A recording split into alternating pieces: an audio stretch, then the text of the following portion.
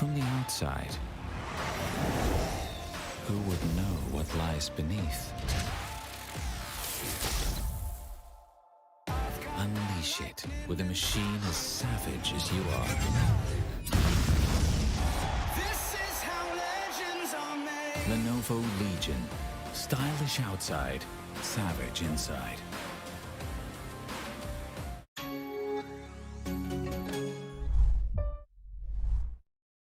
Well, ladies and gentlemen, we are all set and ready to dive straight into towards day number 2 of Qualifier 3 finals of the Lenovo Intel presents Rise of Legion for Apex Legends. I'm your Assassin 47 on the desk. With me is Aggressive, and we are very pumped up to see what exactly is going to happen in day 2 of the Qualifier 3 finals. We know for a fact that day 1 had an absolute banger of a game right there. All 5 of the games were so intense, and I'm so happy that Aggressive is going to be joining me on the desk as well today. And Aggressive, I know for a fact that you missed out on day 1. I really wish you were there, but it was me and Crips who enjoyed the show. But now that you're here, day number 2 and 3 should be a lot more fun because now the battle's getting intense. Let's take a quick look at day 1 standings so that, you could have a look at who exactly are the teams that are popping off as well. Talking about popping off, they're the ones right there at the first spot. Total of 78 points right there for them. Stalking Connor to the second with 71. Plain T on the third with 58. Plain T, despite having their own share of problems, they have managed to stay at the top 3 position every single match, Aggressive, and that is the best thing about them. Wasabi, over towards the end, made their way over towards the 4th spot as well by taking that champion to the final game yesterday. And Skyhawks and Moth, they're going to be the ones to look out for today because the battle is going to be very intense over there. But more than that, we're going to focus a lot on Team Sage, 100 Ping, and Clutch Ministers because they're really, really close to each other. Even Dream Esports India, but Dream Esports India, yesterday's performance wasn't the best, but yeah, somehow they managed to make their way over towards the 10th spot. But today, I really want to see teams like OP Skills, Fall Spread, and Enoch Gamers to go ahead and showcase to us a little bit more because yesterday we have seen them go ahead and take on the behemoths like Popping Off and Stalking Connect. There were times when Fall Spread, OP Scales, even Tamil Esports took some very, very interesting fights. So these are going to be the teams that we're going to be looking out for today if they can make their way in towards top 10 or even top 6 because day 2 has a lot to offer. Yeah, it's all about understanding what you did wrong in day number 1 and coming back even stronger in day number 2. And hey, I was not there in day number 1, but after what you could have told me previously about all of these teams, I'm really excited to see because when you consider Qualifiers 1 and Qualifiers 2, it was a roller coaster of emotions, especially Qualifiers 1, because right down to the wire, we saw a lot of things that we didn't really expect would happen, but hey, it did happen and we were all surprised. And I'm really hoping that in Qualifiers 3, the grand finale, before we head on down over to the grand finals, where all of these top Indian teams are going to be facing off against one another. The thing is, you guys always have to remember that only the top 6 teams are going to be heading on down over to the grand finals. And the fact that the grand finals are right around the corner and only a couple of days off, ladies and gentlemen, these teams, they need to fight their hardest. There are no more second chances. It's the last chance that you will have to guarantee your spot in the grand finals for the Rise of Legion, presented by Lenovo and Intel. So, Assassin, we know for a fact that Popping Off, they have 78 points on the board, but their second team, they're just right around the corner. There is no way they're going to be able to miss anything out. And I like the fact that every single team, on this scoreboard is very close when it comes down to the terms of points. Normally, we see a lot more point discrepancies in here and there, but still, hey, The teams are ready, and we are as well. And we're going to be heading on down over into the match in a little bit after a short word from our sponsors.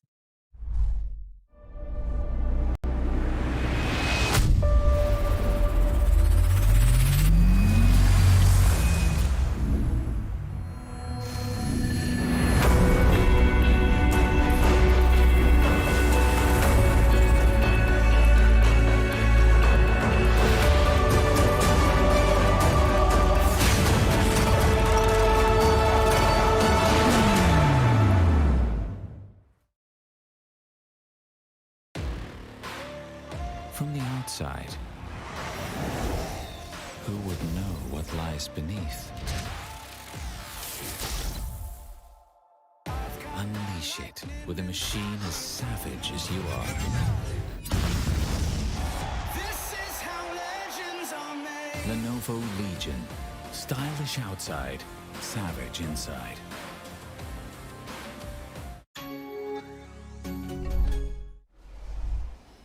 Alrighty then, ladies and gentlemen, we are ready for match 1 for the day. looking to see if some teams are going to be making their way over towards top 10. The likes of OP Skills and others, Team Tamil Esports as well. I'm going to look for some early fights here. They are going to be seeing the side of popping off, making their way once again towards the Fragment East. Their usual drop. And yeah, the other teams, as always, going over towards the Skyhook. Going to be seeing a team drop down over towards the Countdown, one going towards Thermal Station.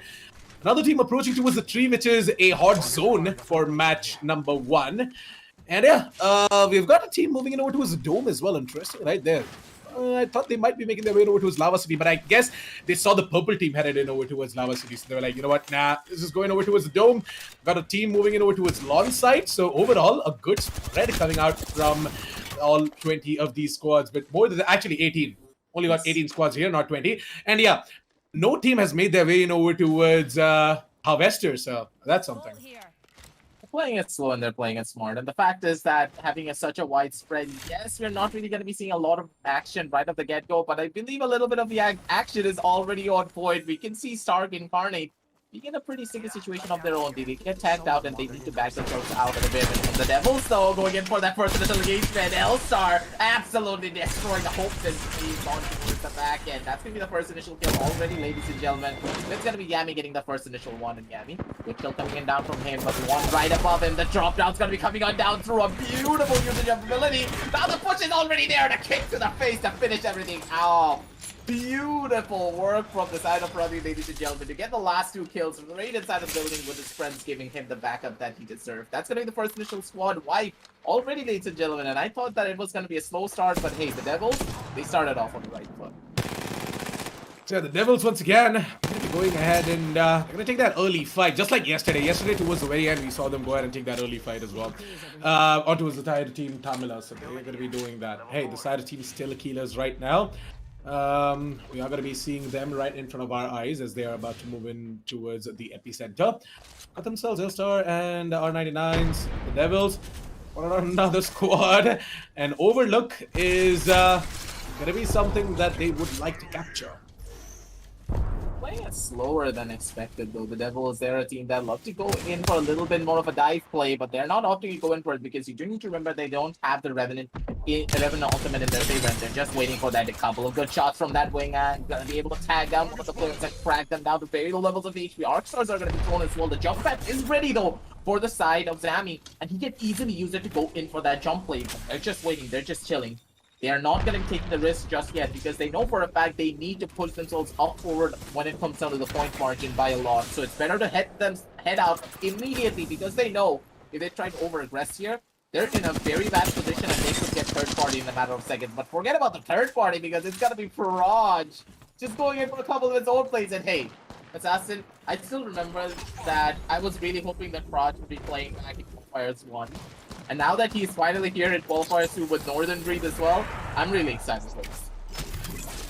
Yeah, really excited to see what exactly we are going to be seeing from the strategy popping off. They have already secured themselves the first spot on the overall standings, and they might just go ahead and secure themselves this squad wipe as well. The Beast of the Hunt from the side of Startup Guy. Interestingly, today's Startup Guy is playing the Bloodhound. Yesterday, he was playing Revenant one game. He used to switch up.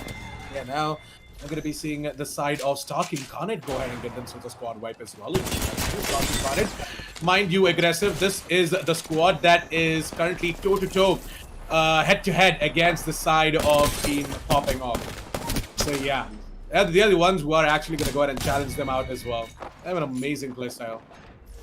Yeah, I can already see they're super aggressive. They know what engagements to take and they know what fights to go for. Beautiful tracking from that Gibraltar to go in for that first initial engagement, but they still need to survive. Destroyer INCR. Still not out of the dead waters just yet because they are getting stormed from multiple different angles. It is going to be 100 ping going in for that first initial fight. They know where the players are, but the termites are just going to cause so much damage. They cannot go in for this engagement yet. If they try to go in for something like this, they're going to be in a pretty rough spot. The Gibraltar Seal is no longer going to be in play, but still they're using the termite as like a pseudo smoke to try and survive this first initial engagement. But with the third party already running on down through on the other side of the map here, they need to try and finish off this fight almost immediately, but Stark Incarnate, they're not getting pincered. One on the top lane and one at the very bottom, and another team already pushing them as well. they're in a very sticky situation here, Assassin. I don't know how they're going to be getting out of this unscathed or even getting out of this at all, seemingly. Well, for now, those talking Connect, they have managed to make their way out of that building, and they might just go ahead and chase off that team as well. But onto the other side, what I'm more concerned about is the fact that Still Killers, they're in a little bit of a problem, and they have to get out of this situation. Because if you take a look at it, they don't really have the best of the loot, right? As in terms of the shields and everything as well. We have got one player who's on the helmets, that is going to be Coca Demon, whereas Viodorolo, he's got himself the blue shield, so there's nothing to worry about. Kakashi, he still has to upgrade his shields, and I feel like that is going to happen really soon once they are about to do some damage and upgrade their shields, or maybe just find themselves a shield as well. So yeah, start on it, over back towards Skyhook now. Yeah, now back to Skyhook. We already see the Stark Incarnate. They know where the other roster is going to be at, and it's going to be 100 Ping versus the side of Stark Incarnate. One has the high ground and the other doesn't here, Assassin. And I don't like the odds here. Stark Incarnate, they're in a very strong position, and they can also cut off the rotations that could be coming on down through Bahay. They understand. They're playing for the placements here, and they are not going to get caught out by a third party. They're going in for an immediate rotation straight into the circle, and I like this, Assassin. They're playing it smart instead of playing it aggressive. Stark Incarnate are going to take the jump tower, and they are going to make their way straight in towards the lava. Wait, hold on a second. It's Thermal Station, right? If I'm not wrong, yeah. No, hold on a second. It's Lava Fissure. They're going to move in over towards Lava Fissure, and yeah, they're going to try and hold on to that area now. Stark Incarnate are getting shot as well. There's another squad here. Wow, today as well, Team Sage have only got 2 players. That's sad.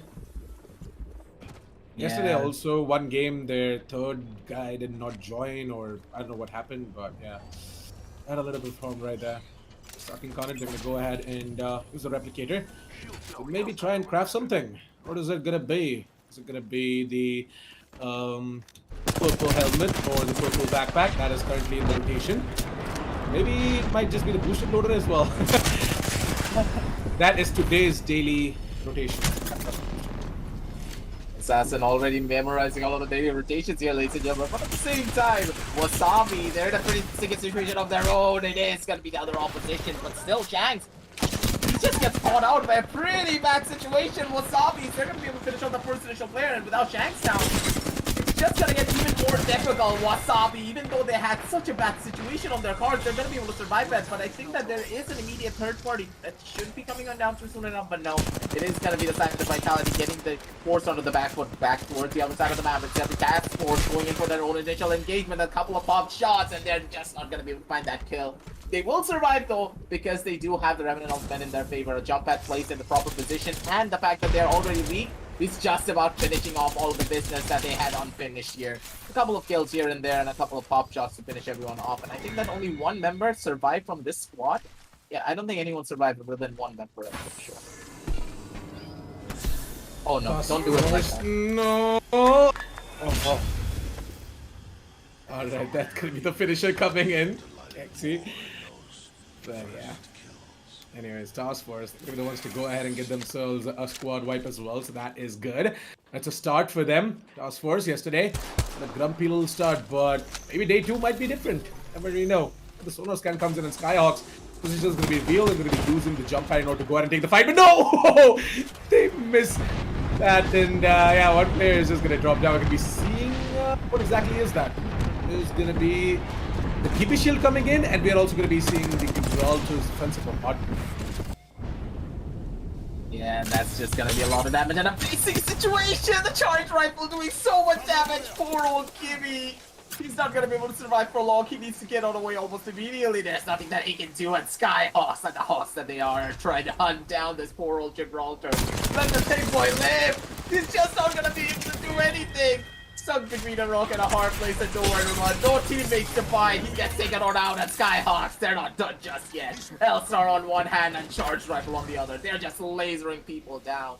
But a little bit of a questionable use of the shield to try and survive into the open and just pick up the loot box. Like, I can understand, but at the same time, I think they're desperate for the loot as of right now. They don't have shields to work with, they don't have much, and they just need to get themselves up and in some way, shape, or form, because Skyhawks, they had a very slow start here. The fact that they had such a slow start is not going to be thing that they can rely on moving on down the line. Clutch Ministers, so on the other side, they have a pretty strong building control in their favor, and the fact that they have that control, they could just catch one of the rotating teams off guard if they're able to get a wind of them a little bit earlier. But no one's going in for recon details just yet.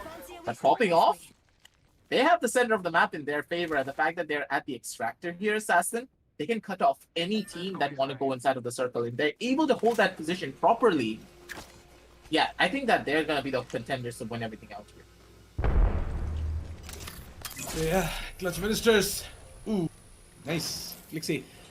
The correct time is to go ahead and use the scanner as well. Maybe seeing the scanner is gonna detect one hostile. That's it. But yeah, Clutch Ministers themselves are gonna try and play it safe because they really want to place themselves at a good spot aggressive. They really want to rack up these points. But at the same time, they know for a fact that if they do go ahead and rack up some kill points on top of that as well, things are going to be much, much better. Now the sonar comes in, and that's the entire squad trying to rush down over towards the side of Clutch Minister. Yes, Easy's live. He just has to escape out of there. Maybe he has to press Q down his stim and just make a run for it. Take this fight alone. Teammates are going to try and maybe help him out as well. They know for a fact that might be at a disadvantage here because of the positioning. Might be able to hold down the fort, but at the same time, Clutch Ministers, they're not in a position that they really want to be in, because with that scan, should get caught out because Skyhawks, they have the upper high ground advantage. In fact, if they have that high ground, they also have a seer. That seer is gonna make things a lot more difficult because when the circle is right against your backs, yeah, you have nowhere to go here.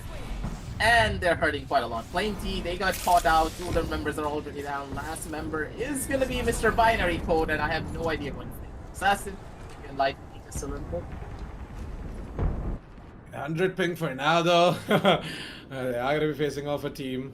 And yeah, that team is on top of the bridge, by the way. And the bridge position is going to be advantageous to them as well. 100 ping. Oh, they are outside of the ring as well, and they need to make their way in. They don't know. There you go. They're going to be moving into the ring as well. And Skyhawks, they're actually the ones who are being the Skyhawks right now. To be on top of the bridge.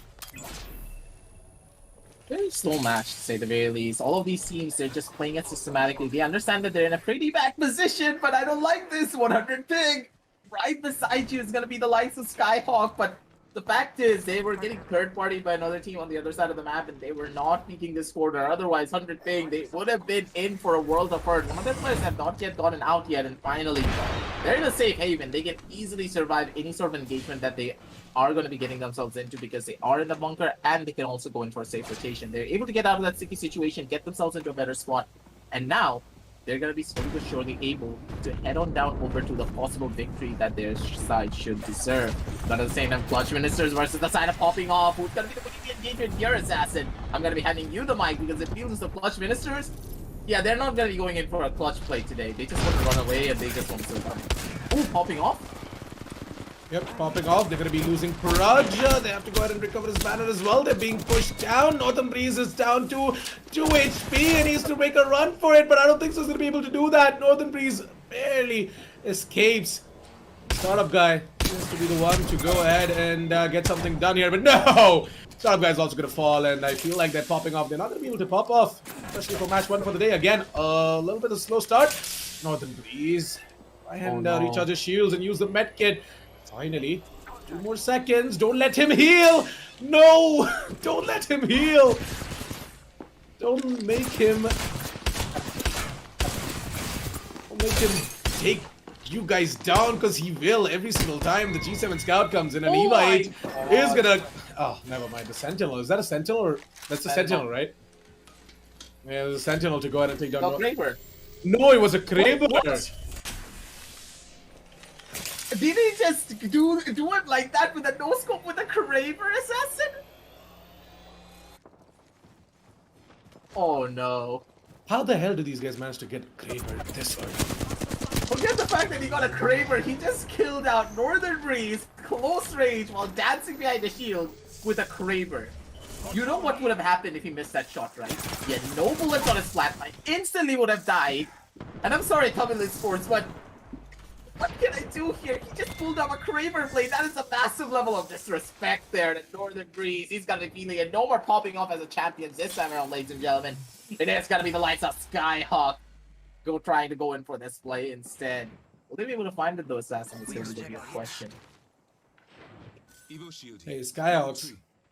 Yesterday they had a pretty good performance, and I feel as if today is going to be no different. I really want them to go ahead and grab themselves a win as well today so that they can climb up the entire standings board. Tamil Esports.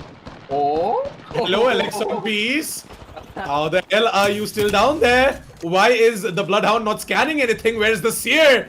What is Revo doing? Oh, finally! Gonna see the sonar coming in and might be possible. Yeah, Alexa Peace, he's making a run for it. He's making a run for it. He's gonna try and come in with a little bit of a flank so that he can go ahead and maybe get himself a squad wipe or maybe get himself a kill or two. But on the other hand, Clutch Ministers are making a run for it. They know for a fact that they're at a disadvantage here, and Reverb to try and stay alive. He's lost his shields, and Alex on Peace, he has also made it alive. Oh my god, why is no one giving any attention to this guy? Well, let this guy survive. Like, it just looks good to me, and he's just like chilling. He's like cracking his knuckles, being like, yeah, boy, I'm gonna be living down here the longest. I'm gonna get that second place one no matter what. But I'm saying that Clutch Ministers, beautiful level of tracking coming on down through from the Octane, ladies and gentlemen. He's gonna be able to run himself down. Get that first initial kill, get himself out of that sticky situation as well, but still the evade is gonna be a painful thing indeed. And it is gonna be Sneeze's life being able to become the kill leader with a beautiful showing of aggression coming out down through from his side, ladies and gentlemen. Clutch Ministers, I think they could just clutch out the win here, Assassin, and get that first one on the board. Maybe. Clutch Ministers might be able to go ahead and do it as well. We know for a fact that Clutch Ministers are a team to look out for. I did point this out when we were taking a look at day one standings. Yeah, Clutch Ministers today, they're going to be feeling a little bit better. Yesterday there was a little bit of a grumpy start. Today might be the day. Hey, the rushers right now are trying to just rush around and interestingly, we're be seeing the Wraith using the Void Edge and trying to get some cover. Oh, the rushers, there you go. Yep, the rushers, they are about to go ahead and rush things out, stand true to the name, and they're gonna get eliminated by the side of Wasabi. Yeah, that's gonna hurt a lot. Wasabi being down in a 2 versus 3 situation. They give absolutely 2-2 down, but still healers. On the other side of the map, they try to go in for a Levi's Greater in the middle of a fight. Will they be able to get this kill? Though, is a real question. Golden Shield on the other side pulls out the R301, going in for a couple of pump shots, and it is gonna be Kokomon being able to get that kill down on the Devil King. Finish off that squad and keep their team alive, ladies and gentlemen. They are just not going to be looking up just yet, but at the same time, Skyhawks are in such a bad position. Two members have already gone down. This is going to be a 1 versus 1 situation. Kraber in the hands of Reverb to try and go in for this clutch. 1 versus already been picked up. Slowly but surely, they're going to be coming for them soon enough. Reverb, are you going to be actually able to do this? You only just have a Kraber and an R99 in your hand. The Kraber doesn't even have enough lot of bullets. Are they going to go in for a kidnap play here, Assassin? I believe that it's going to be kidnapped. He's not going to do it. He's actually going to do it. The kidnapping did not work out, and if they were in the kidnap work, they're going through the portal, ladies and gentlemen, and the Reverb on the other side. There's no way that he can survive. Little bit of disrespect right at the very end from the side of 100 Thing. You just don't do a man like that. You forced him into a corner and then killed him like that.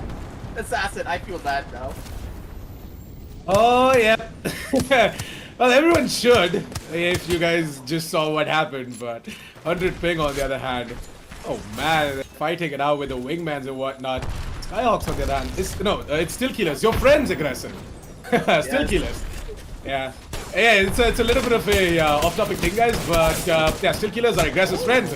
And they might just be they might just be able to get themselves a squad wipe, or maybe they're gonna be the ones to get wiped out by the hands of Clutch Ministers. And 100 Ping, they're gonna chime in as well to this action. Oh my god, 100 Ping are gonna go ahead and be crowned the champions. Ooh la la. 100 Ping. That was quite a smart move being made by you guys. You just let Still Killers duke it out amongst the other team, and then 100 Ping just came in and finished themselves. Yeah, that was a really good plan coming on down from them. They just waited it out. They just finished their own fight already. So why should they actually go in for engagement after they finish their own fight? And that was a little bit of a questionable play coming on down through from the side of Clutch Ministers. They should have just waited. They needed to wait out the time just a tiny little bit more. They were already in a strong position. They had their own rock and their own high ground to work with. The fact that they tried to go in for a push against the side of Still Keelers when they were in such a horrible position, such a good position, already, they should have just waited for that first initial engagement, waited to see which team wanted to go in for an aggressive play before they tried to make their own move. Yeah, a little bit questionable right at the very end from the side of Clutch Ministers because I expected them to easily take this win in their favor. They had the better Yeah. shields, they had the better weaponry, and they had all the information. They were the ones going in for the fight against the side of one team 100 ping. But 100 ping, they were just chilling. They were easily able to make that rotation, wait for the fight to come on down through from the side of Clutch Ministers, allow the side of Stealth Killers to easily take down one member, and then go in for their own rush. It was just about cleanup duty. They had no health. They had absolutely nothing to work with. No shields, no anything pretty much. They didn't even have bullets in their magazines.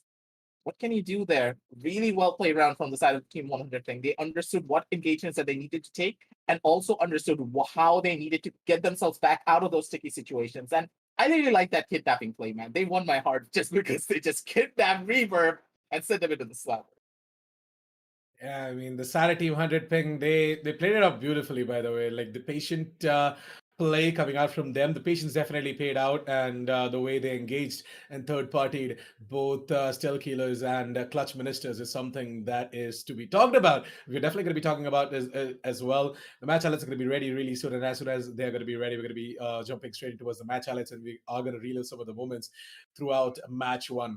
But some of the upsets were really sad because we expected some of the teams to just absolutely do really good because they had everything that they wanted. But yeah, unfortunately, they were not able to make the cut. They just got caught off. Unfortunately, trying to make some rotations here and there and trying to make their way towards the zone and repositioning themselves. The match highlights are ready, so let's quickly jump straight towards the match highlights and aggressive. I want to ask you this: what exactly do you think was the best fight throughout match one? I mean, apart from the last fight, of course, I know your friends Still Killers. They made it to top 3, but yeah, I mean, I wanted to ask you. What exactly do you think was the best fight? Do you think like the Devils should go ahead and get that award? Because I felt as if their first fight was actually damn good. Yeah, that first fight was exactly good, but at the same time, I want to head on back towards the fight of we're going to be seeing it on screen soon enough, but I believe that the side of popping off, they performed a lot more stronger when it came down to their raw fights. Right at the very end, they just got caught off guard in a pretty bad situation, so they were not able to take that engagement, but you have to give it towards the side of Stark Incarnate. Just look at how they played this fight. There were 3 squads pushing them. Another person was coming on down through for the third party. They were able to finish off one of the squads, and then systematically, as soon as the other squad were pushing on in, they were able to sneak past through. That's why I would say that Stark Incarnate has my vote for having the best fight, and also the second vote have to go towards the side of Wasabi. Just look at this fight, man. Look at the fact that Moth had all of the advantages in the entire world. They made everyone low, and then Wasabi were able to turn the tables in a matter of a second. A lot of teams cannot do that, and the fact that Wasabi has that much potency puts them on a close second for me. I feel as if the side of Team Wasabi could have done a little bit more, right? Like, Yeah. they had a really, really good squad wipe, and then they went on to try and get another squad. Well, unfortunately, not everything goes as per our wish, is it? But yeah, Wasabi, they eventually got taken down as well. I wanted to ask you, what exactly do you think went wrong for the side of Skyhawks, though? They had absolutely everything, right? They had a pretty good vantage point. They had a house as well nearby. They could have actually gone ahead and taken control of. But yeah. I think that they just got a little bit too complacent sitting in one position. Like, I'd always talk about this in a battle royale. You cannot stay in one position for way too long, and the fact that they were sitting here in one position for way too long just ended it off for me. There was not much that you could have done there. Like, they tried to go in for those kills. Like, you can already see they had the advantages, they had the positions, but they didn't really just have the zone in their favor. They just needed to back on off almost immediately, but they still wanted to go in for that fight. If they just made the rotation a lot more earlier instead of trying to maybe take this fight from them, I think that they would have been in a better spot. Like, look at this positioning. They could have made a wraparound rotation play, thrown out a couple of utility, and then wanted to go in for that push. But at the very end, Clutch Ministers, they just forced them into a corner, and it was just about cleanup duty at that point. There's not much they could have done there. Then we get on towards the final fight. We saw the side of Team Rushers who rushed in and got taken down. Interestingly, later on, we've got Team Still Killers who got one of their players knocked out, but then somehow they managed to go ahead and take down the Revenant as well, and managed to go ahead and pick up their fallen comrade. Coco Demon, he was pretty down low though. You could have actually got taken down as well in that fight, but somehow he managed to stay alive. Rampage, who worked out for the Gibby. We had 100 ping, who were ready to take on this fight as well. 100 ping, actually, I never really thought that they're going to be the ones to go ahead and take the champion saddle, but the patience, man, it pays off, and they go ahead and win it out as well in style when the side of Clutch Ministers and Still Killers were duking it out amongst each other. Only 2 players left out from the side of Team Clutch Ministers, and then 100 ping, they just came in, and they came in with their Mastiffs. They go ahead and finish things off as well. The side of Team 100 ping, congratulations for taking that win as well. I feel as if you guys are going to be bumping your way straight in towards the top 8, in towards the overall standings as well. Match 1 standings should be ready. And if it is, let's quickly jump straight into it and take a look at how many points did the side of Team 100 ping gather themselves. Because I feel as if it should pretty much be around 23-ish. Not sure though. I'm not sure how many squad vibes did they get, but yeah, should be close to 23, 25-ish. The thing is that, considering what we saw on map number 1, I'm really excited for this entire set, Assassin. The level of gameplay that these people are actually showing absolutely astounds me, and the way that they're actually switching up and the matches are a lot more closer excites me as well, because normally what happens during a lot of these battle royale games, one team has so many points and they're leading the sport so well that, like, we can already guess the number 1 position on day number 2. We don't even need to see day number 3. But here, I believe that we need to see all of these matches because of how incredible they actually are. So let's head on down over onto the match standings as they are prepared, ladies and gentlemen, and see where exactly the side of Clutch Ministers actually stand. And actually, they're the ones with 23 points on the board. Even though 100 team, they won out, they lost out because of the kill points here, Assassin. So I feel as if the side of Team 100 ping, right? Did not. I expected close to like 20, 23-ish total points for them, but only managed to get themselves 19 even after that win. But Clutch Ministers, 14 kill points. God damn it. They're the ones to be at the first spot with 23 total points.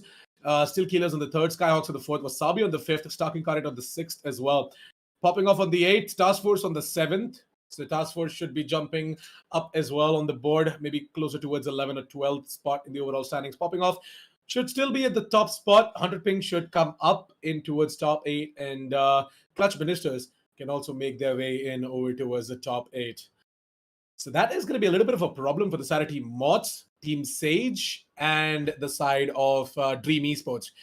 Dream Esports might just drop down from the top 10 spots.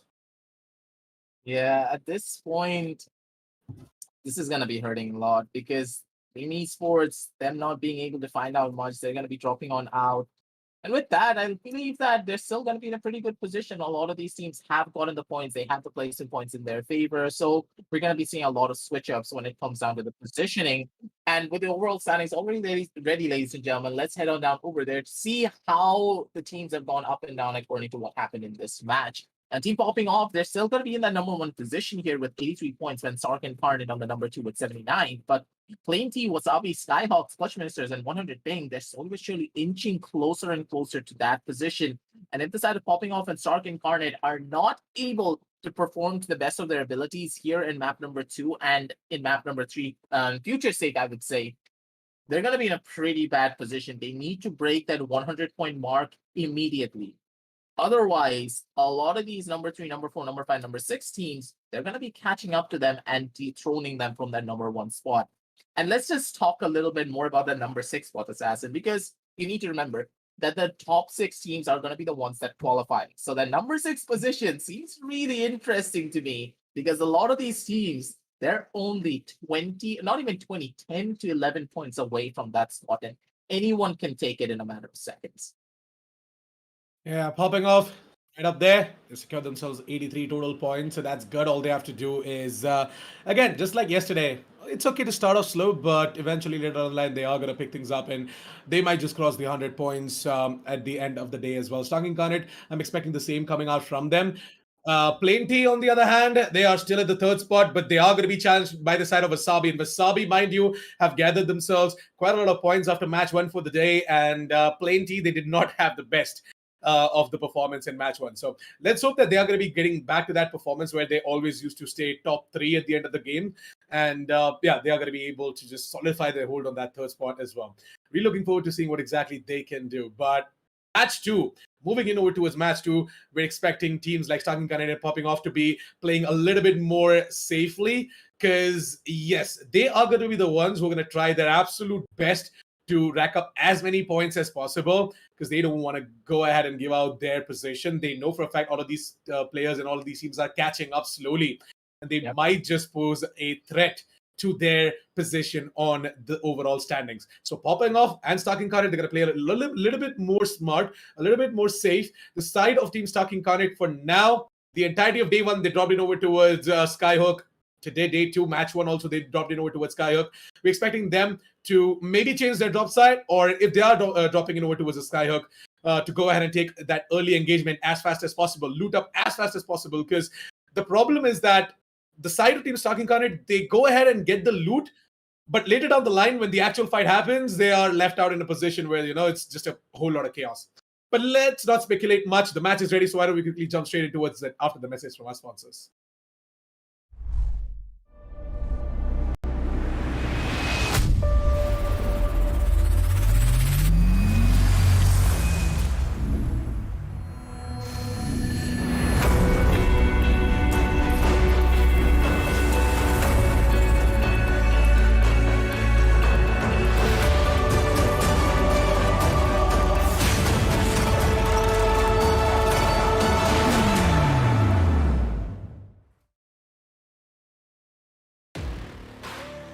From the outside, who would know what lies beneath? Unleash it with a machine as savage as you are. This is how legends are made. Lenovo Legion. Stylish outside, savage inside.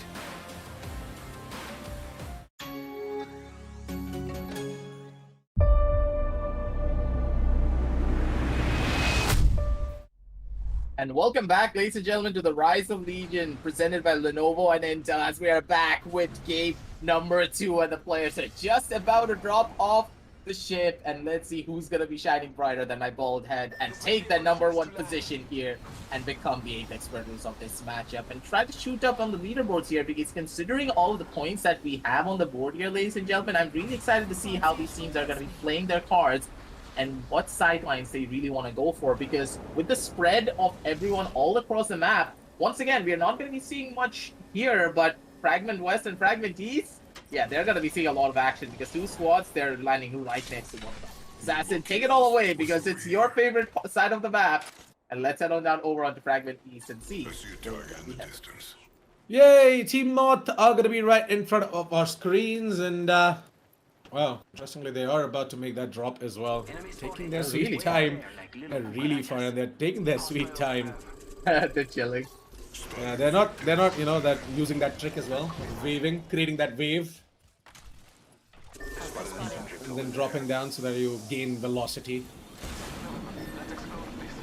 Oh. Troublemakers, on the other hand, they are taking that jump tower and want to make their way on top of this building where Havoc is going to be found. Let's hope he has a turbocharger for it. The fastest spin up. Now, this is what I'm kind of worried about here, Assassin, on this side of the map, because I saw popping off land with one other squad. I couldn't really catch their names, but already the first initial fight is going to be happening. And if pop-off die here, it's pretty much all but dusted for them. Devotion coming on down from the side of Northern Breeze. He's going to be able to survive, maybe get a couple of pop shots, but he does get cracked, though, because of a well-placed Arc Star coming on down, too. But still, Destroyer, he's going to be able to survive, and it's going to be Stark and Turnip going up against the side of Pop-Off. Ladies and gentlemen, the number 1 and number 2 seeds, they're not fighting facing off against one another right on the get-go. Who's going to be winning out this fight here? All of them have purple shields. They have a lot to work with, but they don't have the HP, though. Prod getting tagged down very low levels of HP. He's going to be able to get that first initial kill, and with that first initial kill, oh, I'm really sorry, Prod actually gets 2 kills. One member remaining from the side of Popping Off, and it's just going to be Destroyer. Will he be able to survive? Will he be able to clutch this one out? Is going to be the real question here. Northern Breeze, he does have full HP. A couple of more pop shots here and there. It's just going to be the thing that they need to maybe change up the flow. And Proj, he is going to be able to pop up a Phoenix. And with this Phoenix, this should be the thing that he needs. This should be the play that he needs to try and make it all happen. But Destroyer just couldn't make it. He couldn't go in for that clutch. Good dances from the side of Northern Breeze, ladies and gentlemen, right around his shield. He's going to be able to get that flash kill down onto his own twin brother. And with that, he solidifies himself as a Brother Gibraltar, and that number 2 position here, Assassin, yeah, I think that's up for grabs at this point. Keep popping off, they're going to be able to take down their biggest contestant. So popping off, they've lost the startup guy. They have to deliver that to the beacon and get him respawned as well. Plenty, on the other hand, they are taking a fight here inside of the cave. Feel as if might just be seeing Plenty going ahead and coming out on top in this fight as well, because look at how much they have loaded themselves up with all of this loot. Look at their players already on the blue shields. We've got that player that is the Horizon, which is going to be on the purple shields as well. Got herself an L-Star. Not a lot of bullets though, 120. You better go ahead and be careful. You're spraying that down. Just about taking it slow and taking it steady. Plenty best to not go over aggressive here. They need to try and play for placement points a little bit more, and they need to try and stabilize themselves before they start to go in for engagements a little bit too aggressively. Wasabi one towards the back end. They're going to be going in for that first initial pride, and it's going to be Proj getting that first initial kill. Team popping off. They know exactly where to pop off on. And they're gonna make that push happen. Jump back straight in for it, and it's gonna be an earthquake shattering through the entire plains of World's End, ladies and gentlemen, as Northern Breeze jumps down onto the ground and going in for his hunt. And now, yeah, it's pretty much cleanup duty. They know exactly where they are, and they're just gonna hunt them down, kill them off. Good tracking from the side of Proj. But we already know this guy is just way too good when it comes down to those tracking. Wasabi lost Peanut. The Gibby shields are no longer going to be available, but the rest of the 2 are available. And they are going to try and maybe escape out of these popping off. They are chasing them, by the way, so really looking forward to seeing what exactly is going to be coming out from the side of Team Popping Off. Team Sage, on the other hand, taking the jump tower, and they're going to be announcing their presence as well. Wow. Dream Esports, they are going to be chasing them because they are on their ults, the Death Totem. Coming out as well from Prom, but oh, the Death Totem is going to run out, and now they are going to be having a little bit of a problem. Yeah, they're not in a position where they can actually take this fight, but hey, if they want to go for it, just go for it. Popping off, they're going to be able to finally find the fruits of their labor and take out the side of one of the members of Team Wasabi, but that's pretty much it. Peanut's still going to be down on the other side of the map, but there's no way that his buddy's going to be able to pick him back up. And now it's just a time for them to run on away, heal themselves back up, and get themselves into a better position. Proj is going to be the one with the kill leader with 5 kills in his favor, and with that, they're going to be already going in for that fight, but back towards the back end, it's going to be Team Mod going in for their own fight. Vitality spots out one of the players, goes in for a couple of pop shots, and he is going to be able to crack one player, but who is that player on the other side? It's going to be the real question. What team did they actually spot out, and who are they going to be taking this fight against? So Team Moth right now are going to be facing off against the Sara Team OP Skills. OP Skills know where exactly Moth are, and maybe if Moth might just be able to make their way out of there, they should not have to face off this Rat coming out on the side of OP Skills. Got their flatlines armed and ready, especially Black Wolf. Saw himself the purple shield as well. Iron Man is going to be on the drone. Going to try and use that crypto drone to gain some information. And I feel as if Iron Man is going to find some valuable information to be able to tag some of the teams out there. Black Wolf has already got a team right in front of his crosshairs. He's not going to engage though, and that is the wise decision right now. All they want is information, and they're going to gather that, and they're going to fall back. Range is not going to favor them in that fight, so it's better to just fall back, retreat, and play it safe. Make that rotation, get into the zone, and maybe, you know, just cam the edge of the zone. Use that to go ahead and wipe out a few squads as they're trying to make their way in as well. Yeah, now it's just time to go in for that push. Not even try to slow it on down. Task Force, are they going to be the actual Task Force here and try to go in for an assassination onto their own targets? They're not going to be find on much just yet. They're going to be the ones to get on away, but down towards the back end, they're the ones getting shot on out. And they need to try and get themselves back out. They're using the enemy Z totem to their own advantage, and they're going to be the ones to try and dictate the pace of this fight. But hey, Enpo, they're going to be the ones to survive, and they're going to be the ones to play it down. So Task Force, they have a better position for themselves straight inside of the circle and having a good building control. And it's very important to have a proper building in your favor, especially when you're playing that Caustic. Otherwise, that Caustic is really not doing much, and you're better off trying to go in for another legend entirely. Couple of good batteries from the side piece. It's gonna be in a pretty good spot, but at the same time, OP skills, yeah, they're in a pretty bad spot, and they have nowhere to run. They either need to go in for that push, and they need to decide almost immediately because they don't have a choice here. They need to go, and they need to go right here and right now. The side of team OP skills, a little bit of a problem. Two of their players are on that dead totem, whereas Vexenor is not. Vexenor is gonna get caught out as well. Blackhawk is gonna be inside of that Seer's signature ability. He's gonna get hit by the micro drones.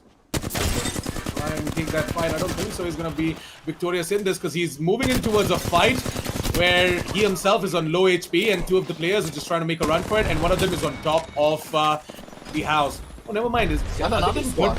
That's another squad. They're getting third party.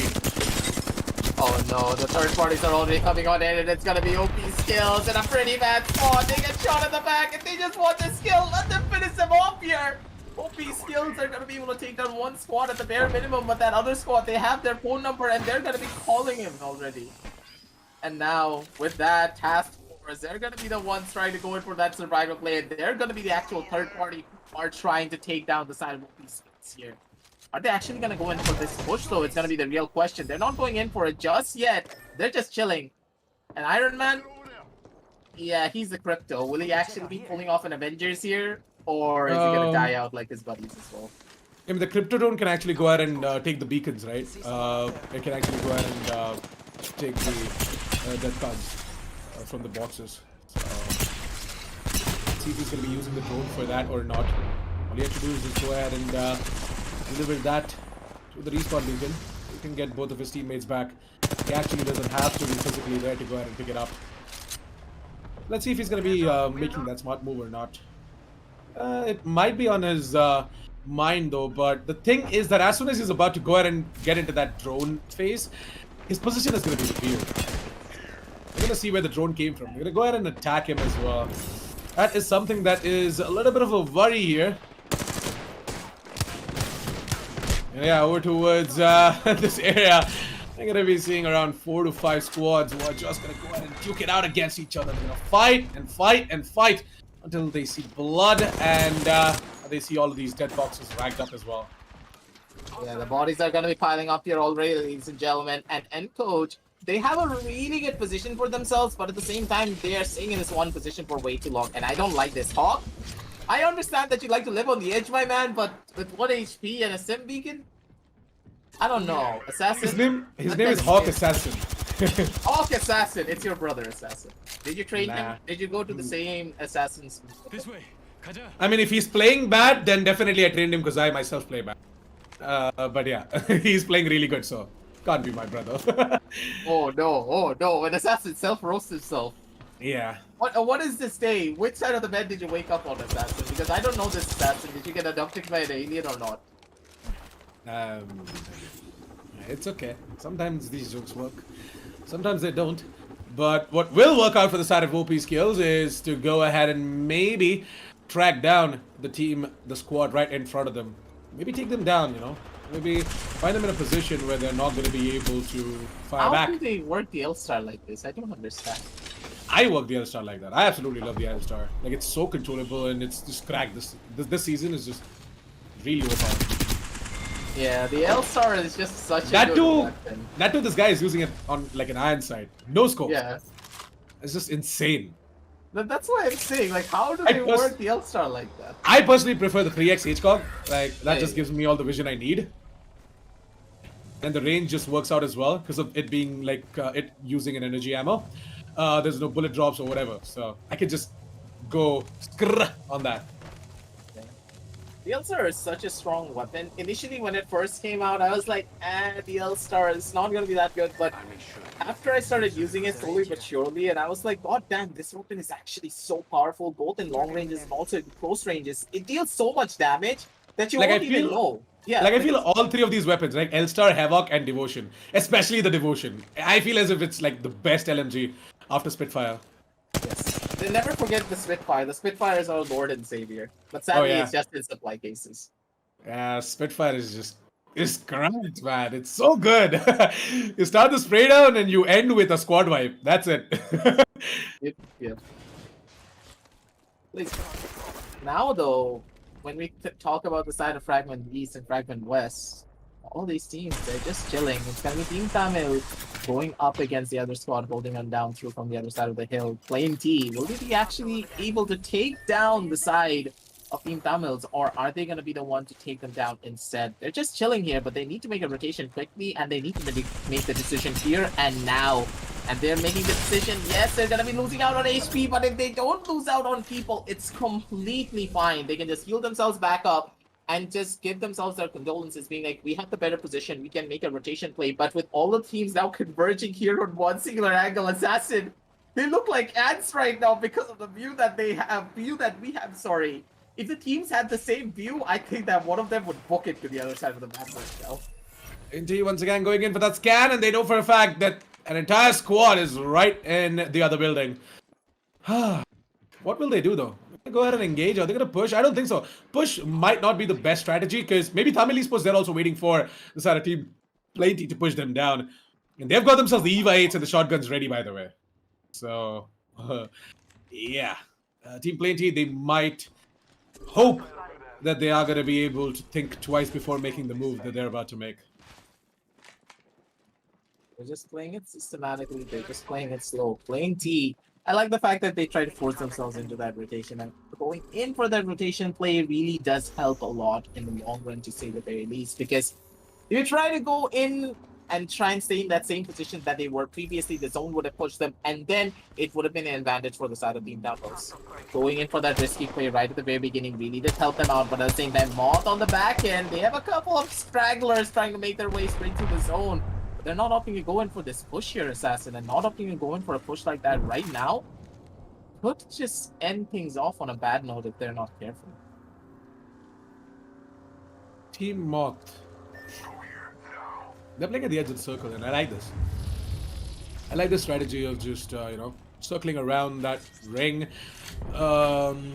Just at the edge, trying to just find information, maybe catch a team if they're trying to make their way into the zone as well. And again, another scan. Hey, Vexano's gonna die to the ring. What? Black Wolf is also gonna die to the ring? Interesting. Where exactly is this happening, by the way? Oh, 6 hostiles? 100 Oh my ping? god! Oh, they're just gonna detect 6 hostiles in that one scan, and they might be just peeing their told you, pants. dude, I don't like they this. might be peeing their pants right now. And like, what are we supposed to do? We're so scared, and we're just at the edge of the circle, and the circle is shrinking in. We're like just standing on top of a table right now, both of us. There's no space. Ooh, playing T. They're gonna be able to spot out one of the players. And look at these guys, they're just chilling, man. But they need to go. 8 hostiles. Forget about the 6, man. It's 8 hostiles. Everyone's here down towards the side of Fragment East.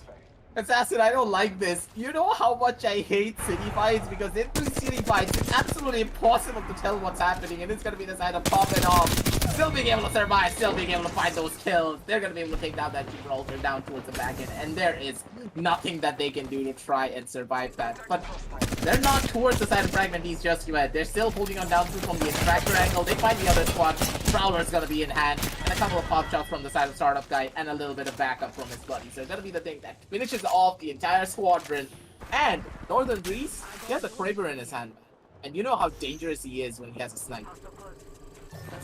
Yep. That Kraber is something that you have to be okay, you have to be scared about, by the way. And yeah, I'm losing words right now because I'm trying to make out the fact that Edit just opened up such a big portal. And he's about to go ahead and maybe flank this team inside of the building. But little does he know that there is always one tracker in every team. And you're gonna get detected when you're trying to make that play. You have to time it right, and I feel as if he has timed it right as well. As Promise is going to be the one to go ahead and take down two players. Alex on piece going down. I'm Kratos is going to be found out as well. He's going to be knocked out. Dream Esports, a little bit of a problem right now. Omega Kuda is just bleeding out. Barely alive with 2 HP or something like that. He needs to go ahead and heal himself up, and he's going to be doing that. The syringes, where are the medkits, my boy? Yeah, at this point, it's just about trying to finish up the beauties here. Plain T, they're going to be healing themselves back up. They're going to be cheating. They're going to be sipping their own tea.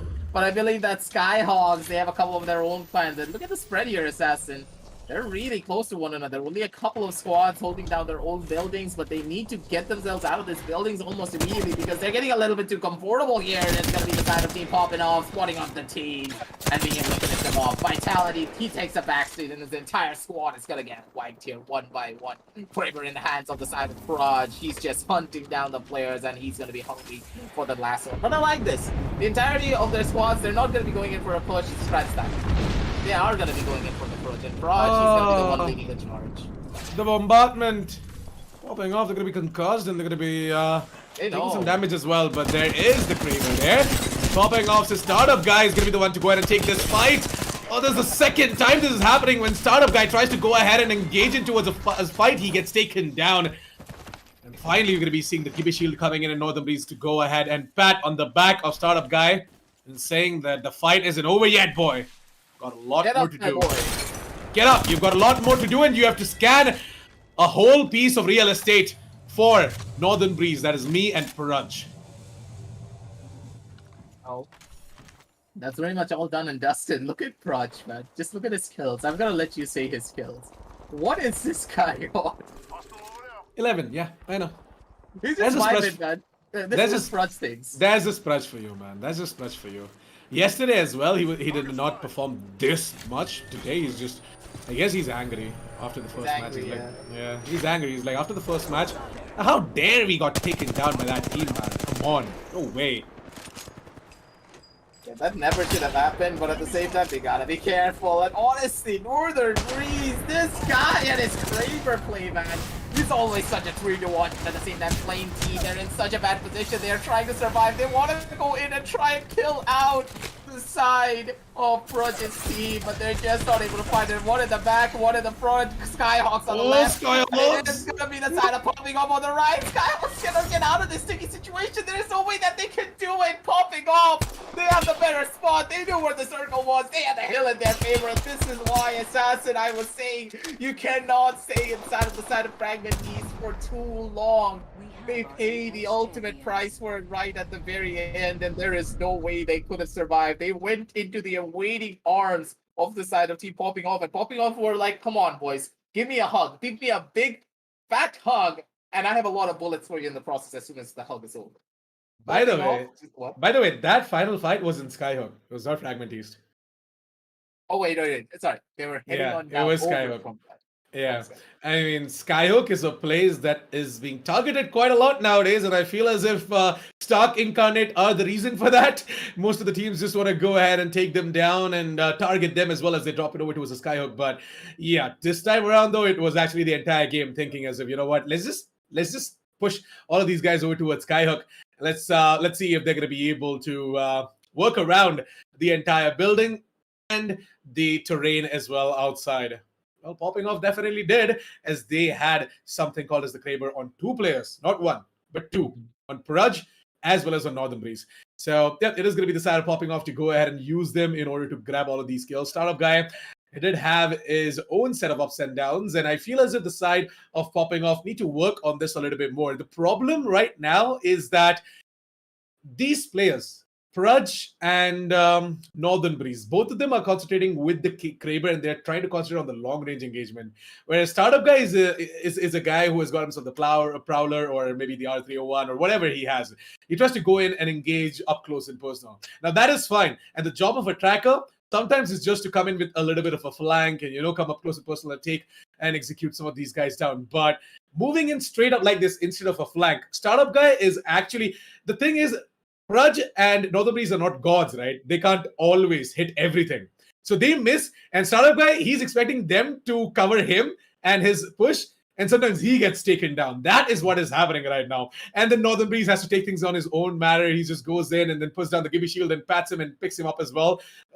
Yesterday, just like Crip said, like a baby. And he has to just go ahead and get Startup Guy back up and running. So that is something that popping off have to be careful about, by the way, because this time they got away with it, but not every single time they're going to get away with it as well. But hey, match highlights are ready, so why don't we quickly jump straight towards the match highlights and take a quick look at what exactly happened over there.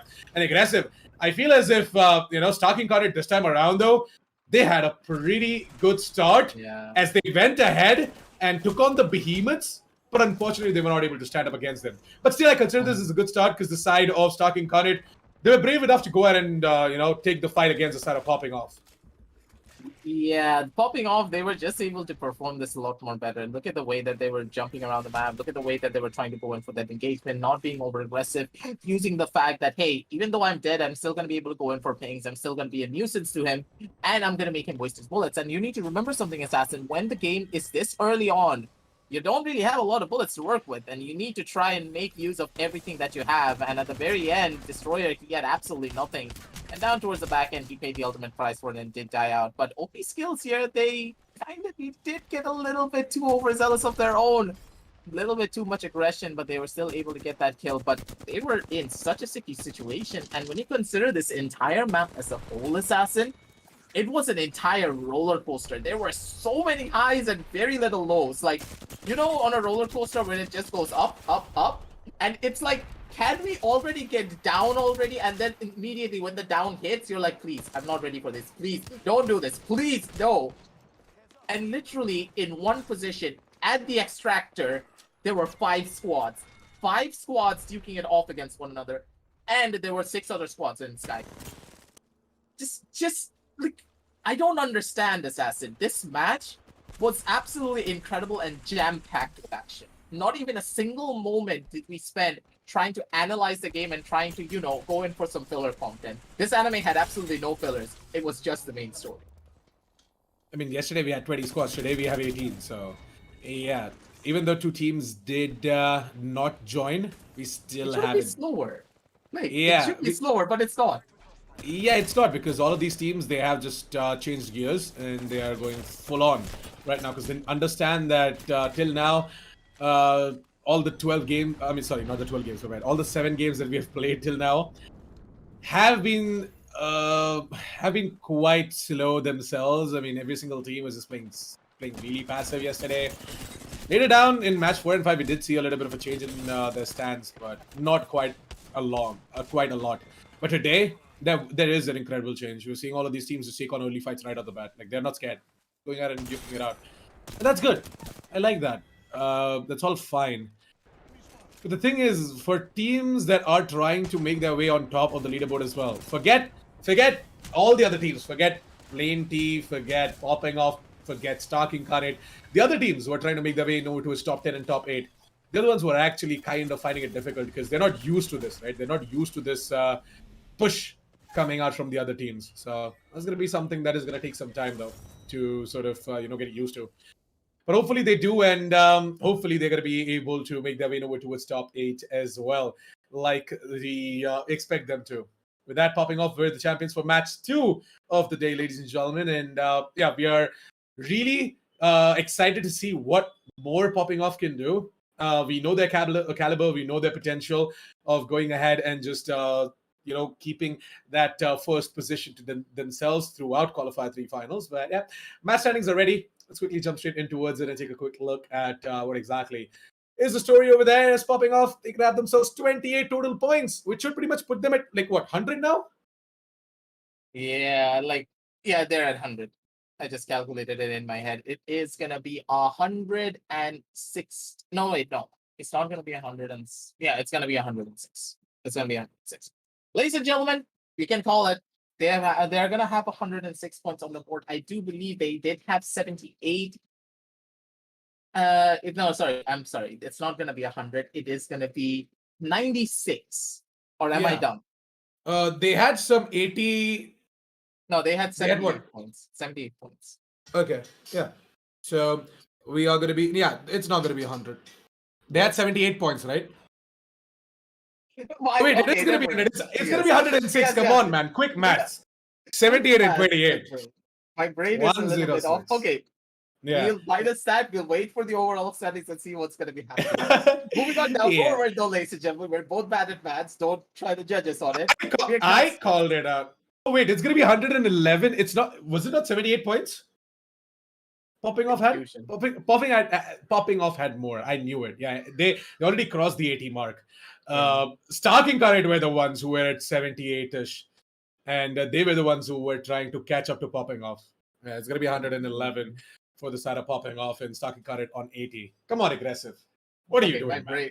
My brain is slow today. It's been a long time since I came back over onto the caster's desk, and my maths is a lot more slow.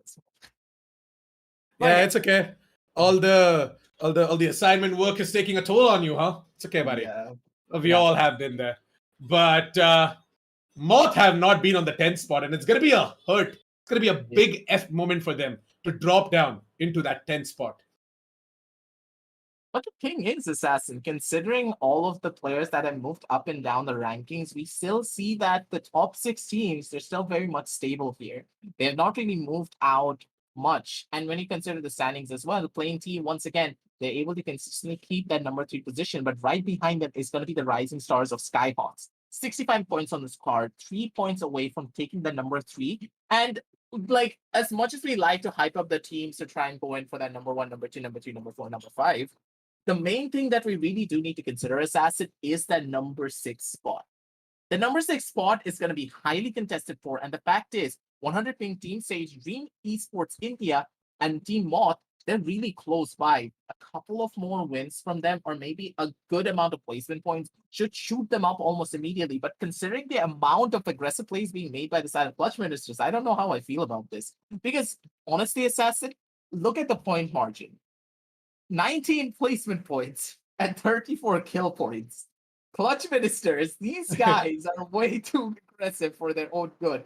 When you have the name of Clutch Ministers, you expect them to be a little bit less aggressive and actually rely much more on a little bit more coordination, maybe some game plans. But these guys are like, no, we're going to take down our W keys and we're not going to lift our finger from it.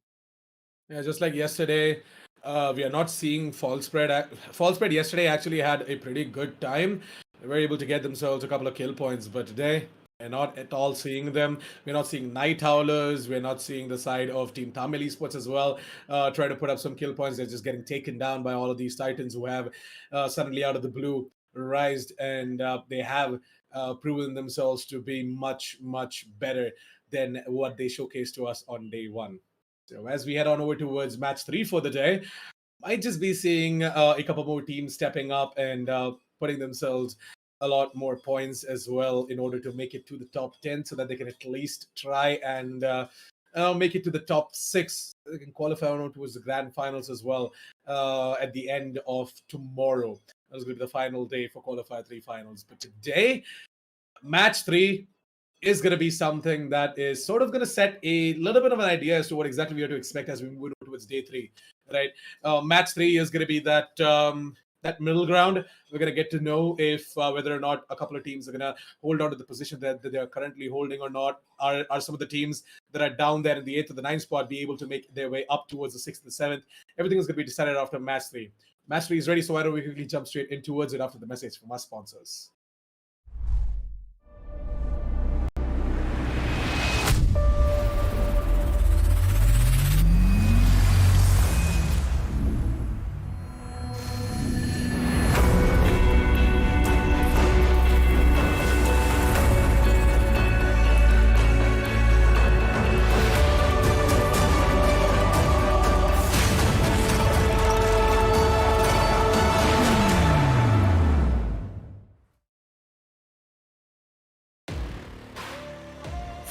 outside.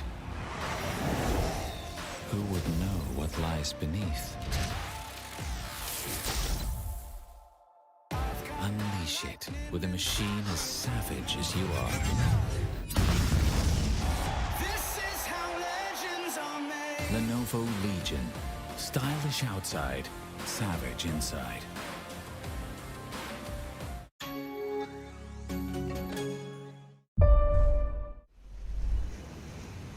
Ladies and gentlemen, we are ready to see that middle ground start up right about now. As we did talk about it, match 3 is going to be that middle ground. We're going to get to decide as to a lot of teams' positions on the standings at the end of day 2.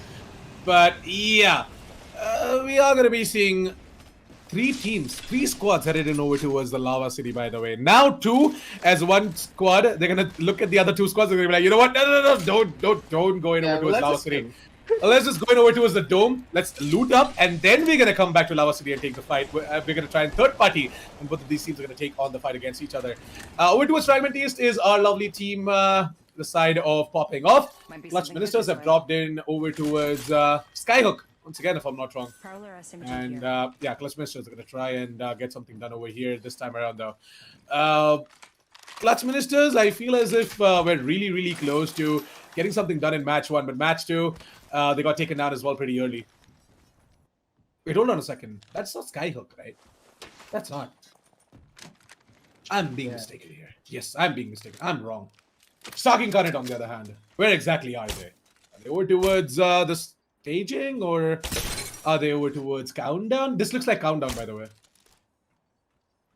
Yeah, now Yep, they're in Countdown. they're just chilling down towards the side of Countdown with the bow in hand as well. I really do love the bow, but at the same time, the bow is probably one of the worst weapons. Yeah, like, this is, like, I love this weapon, but it's so bad that I can't justify using it. It's okay, you can say it is bad. It's bad. It is. No, come on. Wow, gold shields! Oh my god, they got a gold shield out of the drop. Yep, Coca Demon gonna be very happy. He's gonna let the Valkyrie have it. Valkyrie's gonna go ahead and pick up that gold shield. And Coca Demon is just gonna be like, it's fine, I shot it down for you. You can have it. I'm okay with sacrificing a few things for you. But hey, Plenty, they're gonna go ahead and get that scan, and then they're gonna spot out an entire squad. I'm gonna be making their way in over towards them as well. I'm not really sure if they're ready for this fight, by the way. Look at this. Only 60 on the mag on the flat line, and should not be that long until the Horizon is going to run out of bullets, and now he's going to run out of lives, man.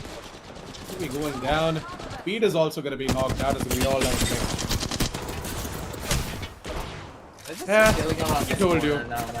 I told you, they were not ready for this. I told you, they were not ready for this fight. You shouldn't have gone ahead in peace. But I understand their impulse decision of, taking a fight. Early fights, you love them, but at the same time, if you're not ready for it, then this is what happens. You lose 2 members, and you're gonna be left out all by yourself in a 1 versus 3 situation. That too is the Devils, man.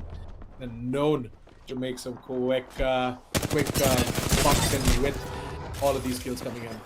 Oh my god, the devil serial child. He just went down and tried to go in for that kill, but he's not going to be able to fight it instead. He gets taken out down towards the back, and the Peacekeeper in hand going in for a couple of pop shots on that Horizon. Not going to be able to survive, though. It is going to be Yabby getting that final initial kill to finish everything off here. But at the same time, Team Popping Off, they're going in for their engagement on the other side of the map. Skyhawks, though, they're just chilling. They're not going to be going anywhere just yet, holding down the fort on the opponent board.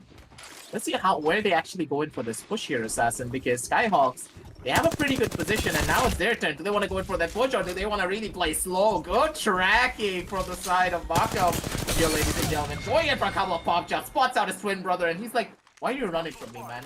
You're supposed to give me a hug. I'm your brother. And then at the very end, he gets the hug, but he just pulls out his Peacekeeper and shoots him in the face. So, tough love, I would say, Assassin. Yes, sibling love can be tough. Yeah.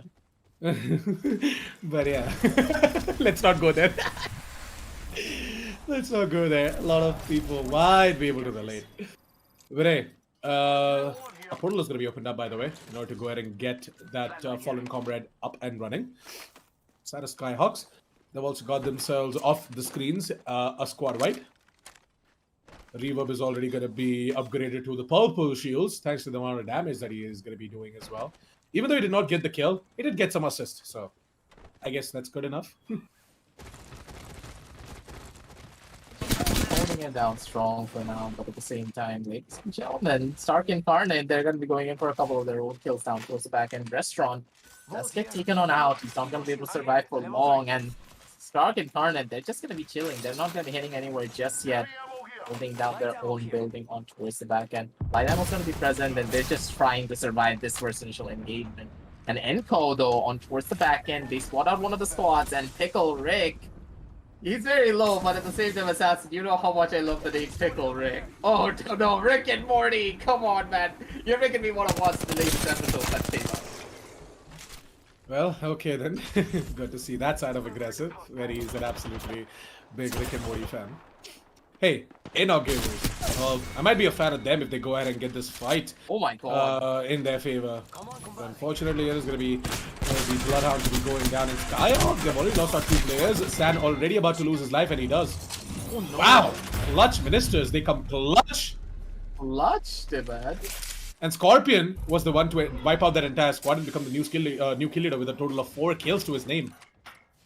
Nicely done, but still they lose out one member in the process, and I don't know how much I like that. Lava Siphon, Wasabi. They love to drop down in this area, but most of the time we do see them move out of here. But I feel as if Moth, they are going to be the ones to run away this time around though. Just a look at the amount of damage and look at the amount of utility being dropped onto one side of Lava Siphon. Just the amount of damage being dealt. It's a lot here in Wasabi. They're gonna be the ones to get that kill down onto the person initial squad wipe. And already, ladies and gentlemen, we're down to 12 squads. Like, these maps are going in so quickly, Assassin. It feels as though we just start casting and already teams are just dropping like flies in a matter of seconds here.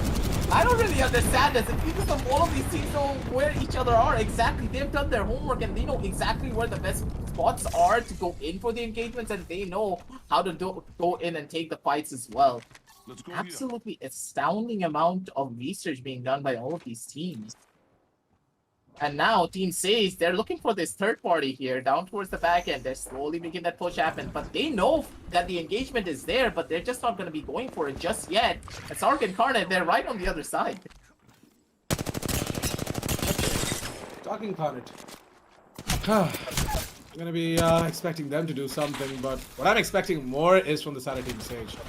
They're very, very close to be making their way over towards the top 6 as well, man. Like, they're in top 10, by the way. I'm expecting them to try and get something done, but what can they? When you're facing off against a team like Stark Incarnate, who are sitting at the 2nd spot in the overall standings and about to go ahead and dethrone the side of popping off if Stark Incarnate go ahead and get themselves a win and multiple squad wipes. Now, it is going to be the side of 100 ping trying to go in for their own engagement. Knows for a fact that one of the fights are going to be happening down towards the opposite angle, but they need to be very careful. And just as I'm talking about careful, SKS, he dies out really badly, but in the Spitfire, the Adam Edith can actually maybe try and survive this and then go in for an engagement, but he needs to dip out and leave his buddy there. He has no way of trying to pick him back up. There's too many people on towards the other side, and he is not in the circle whatsoever. He needs to make a rotation play and get himself out into a better position almost immediately, ladies and gentlemen. And now Stark Incarnate, they're hunting them down, and there is no way that this squad can even survive this popping off, being able to hold down the high ground, but this position is just so difficult to hold in general if they get pushed from multiple different angles, and they understand this. Proj and his team slowly but surely making their move down forward, popping off, they're in the best possible spot. Proj going in for that first initial engagement! And Startup Boy, he's getting tagged down! Proj with only 1 HP, he has nowhere to run, 1 on his left, 1 on his right, he needs backup right here and right now, ladies and gentlemen. The Startup guy comes in as the driving force to end it all off, and they get the squad wipe in their favor with the Startup guy being able to save his buddy Proj. And honestly, Assassin, that engagement was a little bit too lackluster for my own good. My adrenaline was pumping, and I was ready for the side of team popping off to just die out there. Yep, the side of Team Stark Incarnate. Lord has done so much damage, he's already going to be on the red shields. Oh, you gotta be scared about that guy. If you go ahead and face him off. Hey, there's a devotion there. Rahman. Why don't you go ahead and pick that up? You're running an R99 Volt. Both of them are SMGs. I mean, keep the Volt and maybe change for a devotion. What do you think is over here? That's just the he's love. just- That's just the love for the devotion that's speaking out of me. That's not me. That's not me talking. No, Sorry. the devotion is not as good as the bolt. I love the bolt. Yeah, of course. I mean, both of them have their own pros and cons. But yeah, devotion. The amount of damage it does as well as incredible. More bullets, more action while spraying down. Troublemakers, they are about to get a lot of action, by the way. Going to be spotted out by a team. The Beast of the Hunt is going to be activated as well. That squad are going to maybe try and come down as well. They are going to be outside of the ring and they have to make their way in as well. Felixi doing quite a lot of damage. These are clutch ministers. They've already lost Neezy, by the way, so let's see if this 2 vs 3 is going to be successful or not from the side of clutch ministers.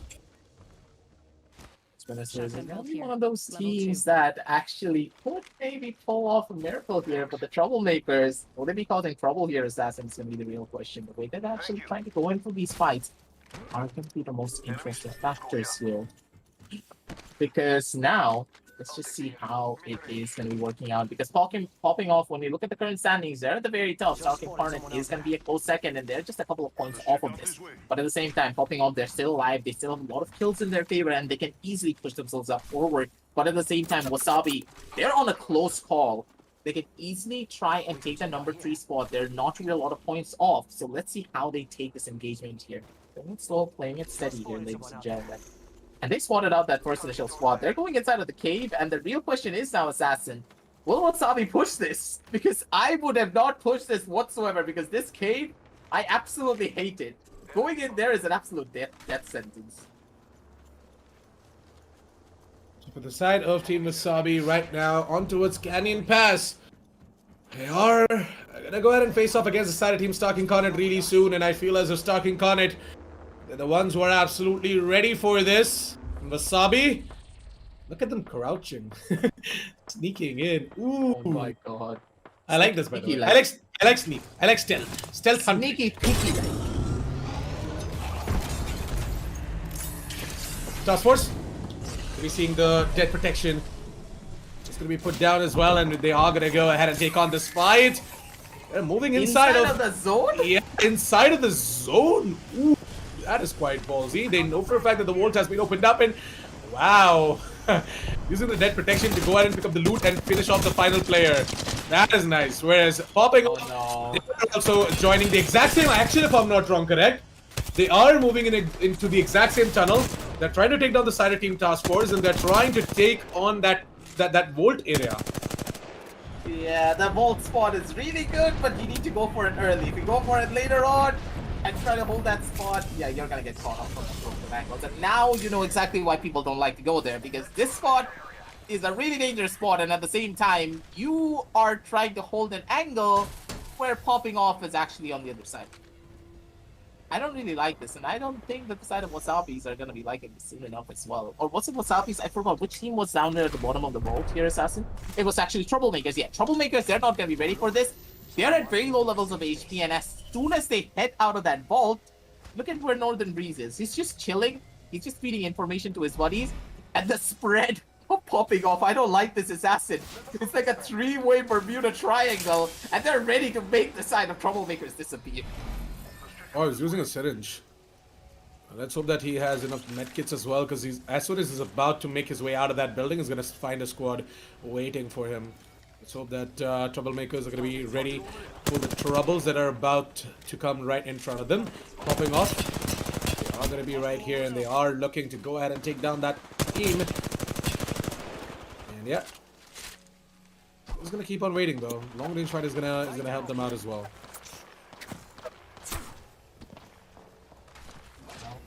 They're gonna be chilling out and trying to maybe try and go in for that first initial engagement. But maybe not just yet. They've actually It's slow and steady. they've actually left out that place. Wow, that's... What?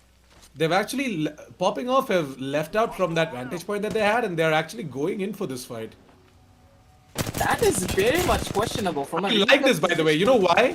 Because they know that the zone is about to push that squad, Okay. and that squad is already gonna take damage.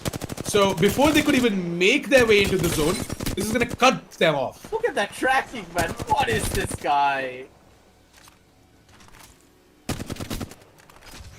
Popping off is just pretty easy for them, man. It's just usual Yeah. business. Is this everyday work for them. Yeah, it's just like another day in the office. Like for us, it's just another day of casting, but at the same time, It's like these guys play. It's like the Paul Brothers song, right? It's everyday, bro. And yeah, look at troublemakers, man. There's no way he can survive this. Like, what can he do here? He's just dead inside of the zone. He picks up his buddy's banners and be like, I'm not dying alone, man. I'm taking you with me at least to the grave. We are here together and we're gonna end it off all together as well.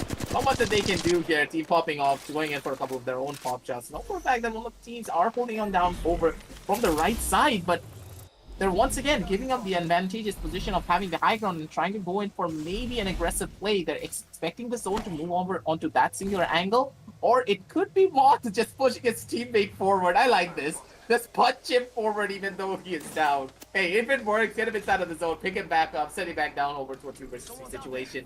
And I don't like what Northern Breeze is trying to pull. He's just diving down out of that zipline and diving back every single time. He's just toying with his food at this point. Yeah, popping off. Once again, they're back to that vantage point. Not the previous one, but yeah, another vantage point that is. So it's gonna be pretty good for them. Moth once again camping at a place right at the edge, and yep, that totem is gonna come in, and they're gonna use that. Put down the jump pad and make their way over towards the other side where they can go ahead and take on the Octane here. They'll be sent back to the dead totems, whereas 150 rupees mouse and Shax, they were the ones to go ahead and take on this fight as well. Hey, they are not dead yet. Shax was the one who was sent back towards the dead totem. Yeah, he's gonna be coming back as well to help out his comrades right here. Moth might just go ahead and win out this fight.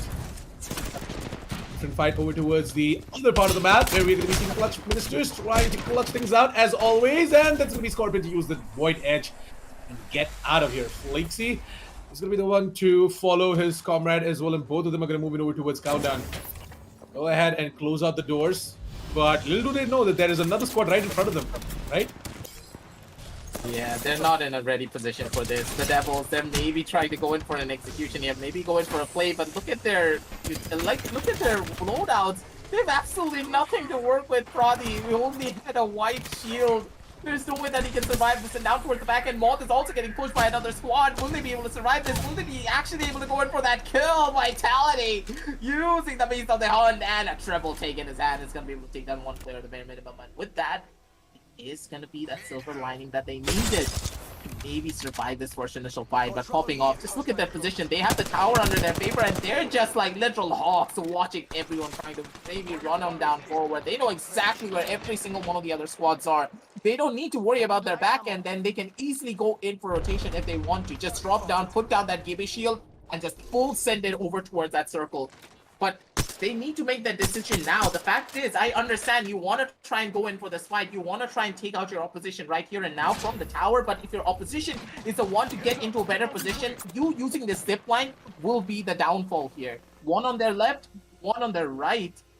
And I said that there was no one behind them, but it's going to be Who could even? Steelers. Like, Yeah. still Killers. Steelers. Like, they're just chilling, man.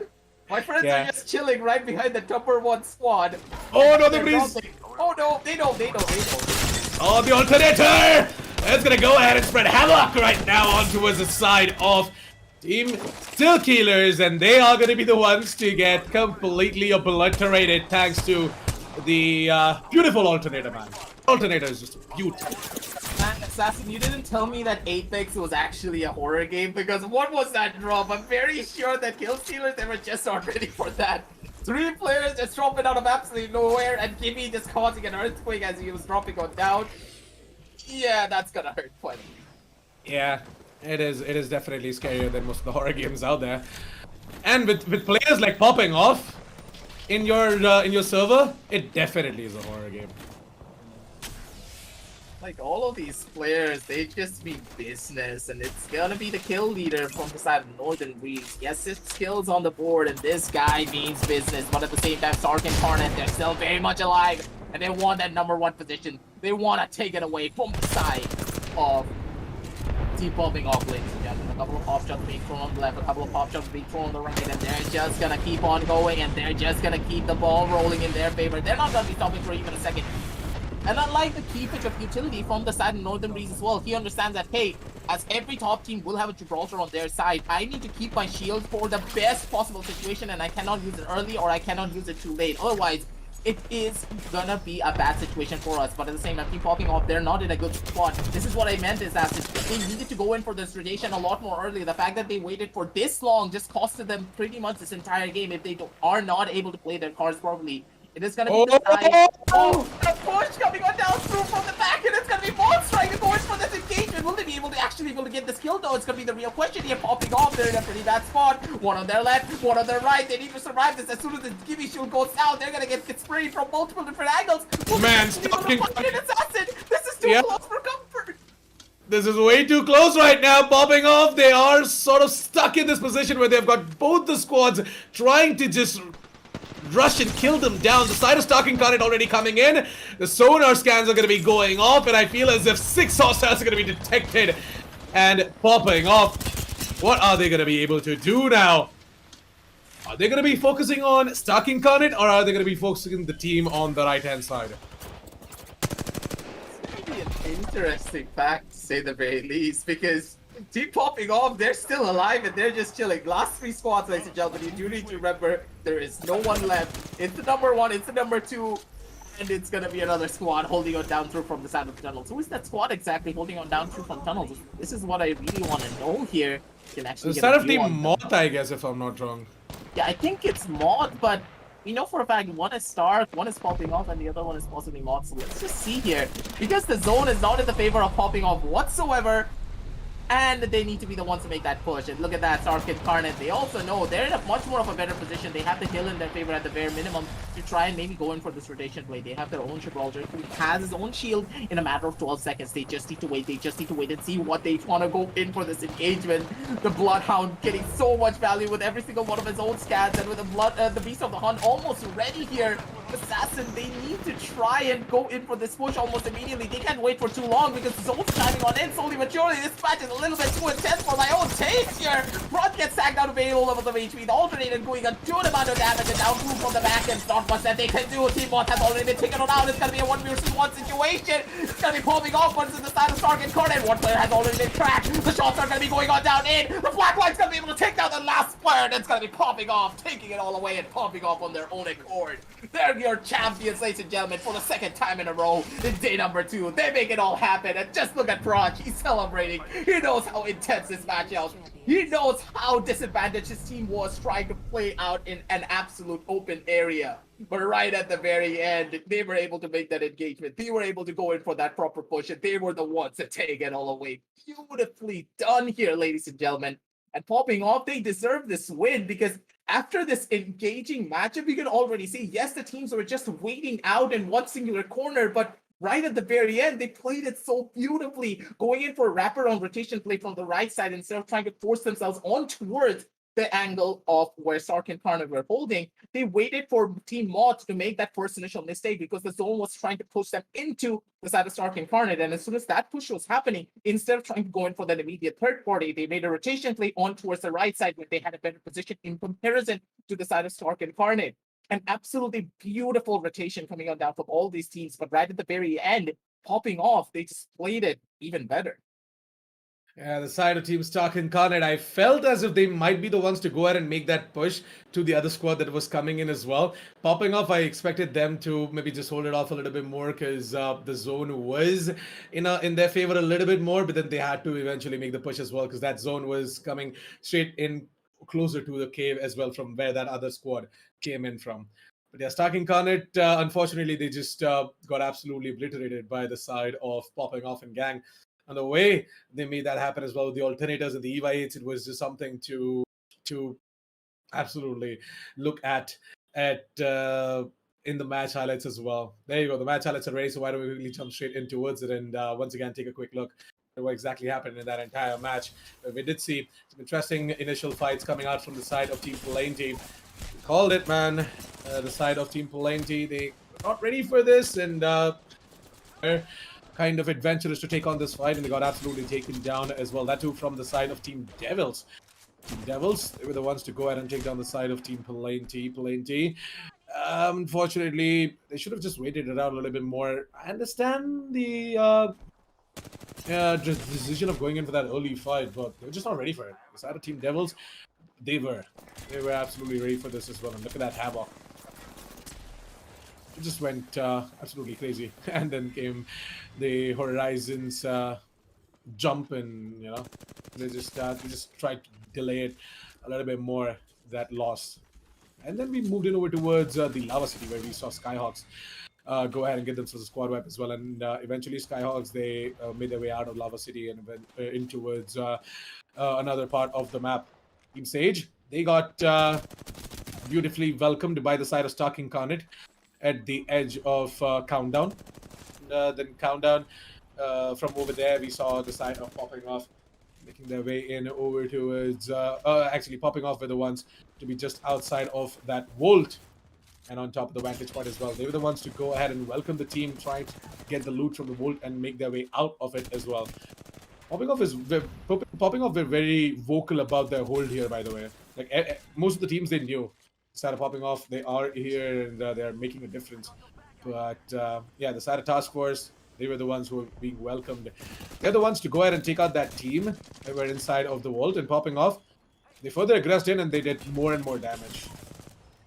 Yeah, the fact is, they're just playing this one so beautifully. And Assassin, I don't know, man. I think that Qualifiers 3, it has to be one of my most favorite qualifiers here. No smack talk to any of the other teams, but this one just has so much action. And Assassin, are you telling me this is what I missed on day number 1? Was it the same level of action, same level of suspense, and same level of emotion, man? Because Apex casting can get me so emotional, and this match just pushed me over the edge, literally. Yeah, I mean, it definitely pushed a lot of teams over towards the edge, by the way, pun intended. World's Edge, yes. Yeah. But yeah, Moth, they kind of used the dead protection in a way where they can actually deal the damage that's going to be coming in from the zone, as they were about to shift the positions between both of these cliffs. Side of Clutch Ministers, they tried absolutely everything they could, and they did escape out of this position, but went to meet their makers when they eventually made their way in over towards Countdown, and they got welcomed by another squad coming right in front of them. Mod, on the other hand, as we did see them, make that dead totem play. After that, they further moved in and they got found themselves a triple take as well, and they were able to further delay their hold a little bit more into this game. Popping off, we found your friends. Still Killers. I was about to say Skill Stealers, because yep, these guys have a wordplay going on in their name. But they're Still Killers. They were the ones to be unlucky, not able to, go ahead and make a flank on towards the champions that is popping off. Yeah. Little did they know that every single team. Story. Yeah, little did they know that there's a tracker in every single team, man. Come on, you can't absolutely make sneaky plays like that. As soon as that scan is alive and ready, it is the side of Startup guy to go ahead and pull it out as well. The alternator, it just went crazy right there towards the very end. Northern Breeze, he went ahead and pulled out the EVA 8 as well to finish things off, by the way. Flatline was the one to absolutely finish off everything for match 3, and popping off once again reigned themselves as the champions. So overall, an amazing game coming out from the side of popping off, and now they are going to be securing themselves so many points that it's going to be absolutely impossible for the side of Team Stark Incarnate to go ahead and catch them as well. Match standings are ready, so why don't we quickly jump straight in towards it and aggressive. You're going to get to know what exactly I was talking about. There you go. Total of 30 points right there for the side of popping off, and that is the highest till now, combining both days. Like, I'm just gonna wait a second first. Look at popping off. I Yes. think this is the highest we ever had. Yeah, I told you, right? The side of popping off are the ones to go ahead and get themselves the highest number of points till now, combining both the days. 30. The max we had was 29 yesterday. And that was from the side of Stark Incarnate. Now popping off, they went ahead and took that title to their name. An absolute incredible showing from the side of popping off, even though their backs were against the wall, even though they had no advantages whatsoever, even though we wrote them off saying that there is no way they're going to win this. Popping off are like, just sit back, casters, and just watch us. Almost double the points of Stark Incarnate. Double Assassin.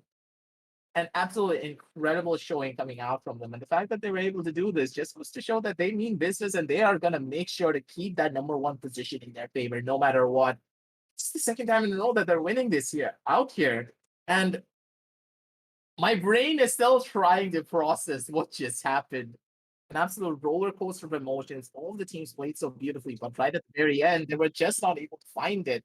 Let's head on down over onto the overall standings and see which teams are going to be going up, which teams are going to be going down. Because in the long haul of things, it's only a couple of points here and there because most of the points were taken by the side of popping off. So 141, Sass. 141. I think remember what I was saying on map number 1 that I like the fact that the qualifiers 3 are just full of teams that are going neck and neck against one another. There's not really a clear winner. I think my caster's curse just kicked in and popping off are like, yeah, I'm gonna make sure, like we are gonna make sure, sorry, that we have a very definite lead with 141 points in our favor. 141, and at the end of the day, they definitely are going to be crossing 150. That's for sure. Stuck Incarnate. I did tell you, right? After that win popping off, they're going to be just untouchable till the end of the day. Stuck Incarnate, I don't think so. They're going to be able to rack up the amount of points to dethrone the side of popping off. Plenty going to be the ones with at the third spot with 69 total points. Nice. Skyhawks with 67. Clutch Misters with 64. Wasabi with 58. Wasabi are the ones to actually, try and get themselves a little bit more so that they can get onto the 5th. And 100 Ping are going to try their level best to take on Wasabi and steal that 6th spot away from them. If 100 Ping can do that, that is going to be awesome. Remember, 100 Ping also got themselves a win, just like Wasabi. Wasabi got the win yesterday, by the way, and 100 Ping got themselves a win day 2. So, yeah, looking to see what exactly is going to happen from the side of 100 Ping, whether or not they're going to be able to take that 6th spot from the side of team Moth. No, my bad. Never mind. Forget about that. But yeah, 100 Ping. Wasabi, by the way, Wasabi. So 100 Ping are going to be able to take that spot from the side of Wasabi or not. My bad, short-term memory loss. But yeah, that usually kind of happens when you have a lot of information in your brain. So yes, yeah. After Aggressive. this match, man, I think that we are all having short-term memory loss. The only thought that going through our head is like popping off, man, popping off. Yeah, I They're mean, popping off I'm kind of having a headache as well as to seeing popping off, just going ahead and popping heads like that. But yeah, they gotta chill out a little bit more because otherwise they might just go ahead and touch 200 at the end of day 3. That is for the qualifier 3 finals tomorrow. But yeah, for now it is gonna be match number 4 that is gonna be coming up, and yeah, match 4 is something that we are looking forward to seeing. Match 3 was quite intense, and yep, really looking forward to seeing what exactly we can expect. What do you think? Are we going to be seeing a little bit of a shift coming out from them? Honestly, all of these teams, they just love to play a lot more aggressively. Think about the dynamics of qualifiers 1 and qualifiers 2. A lot of the teams, they like to play it a lot more systematically. They like to play it a lot more slower in comparison to trying to go in for aggressive rushes. But here, it's like the complete opposite. All these teams, they're going in for very, very, very aggressive rushes. The way that they're rotating, they know the power angles, they know the rotations of their enemies. And these matches, they're very close to the extent of there are only 3 teams in the very last circle. Normally, what does happen? And what really does happen? There are almost 8 teams, sometimes 9 teams, sometimes 7, holding on down through inside of the circle. But here, why are there only 3? Why are there only 4? Why are there only 5? It's not because the teams are playing really badly and they don't know how to rotate. It's actually because the rotation angles and power angles that are normally could be held are already being cut off by other teams. One is on one side of the hill. There is always third party coming on down in. There is no fair 1v1 engagement between teams. There's always another squad that you need to be ready for. And that's why the numbers are getting whittled down very, very, very quickly. The fact that that happened in map number 1, map number 2, and also in map number 3 just goes to show the dynamic and the pace of this entire day. It's going to be a lot of action. It's going to be a lot of gunfights, and the teams have done their homework. They use all the information that they gained in map number 1. They rewatched their streams, and you should as well, ladies and gentlemen. So make sure to hit that like, hit the subscribe if you want to rewatch everything, and also get notified when we do go live. But a little bit of selfless promotion later on. Moving on back onto the matchup here. The fact is, all of these teams, they know what to expect. They know what to do. And that just changes the dynamic. You can play a lot more aggressively because you have the information And when you have the information, why not play aggressively? Yes, in a battle royale, especially when you were in a tournament, you need to play it slow. But when you know everything, why not play it aggressive? And all of these teams are doing exactly that. Definitely. So with that, we pretty much have an idea as to what exactly these teams are about to do as well. Let's hope the teams themselves know what exactly they're supposed to do. Because we as analysts, we as casters, we have put everything out there, and the match is ready. Why don't we quickly jump straight into it? Is it after the message from our sponsors?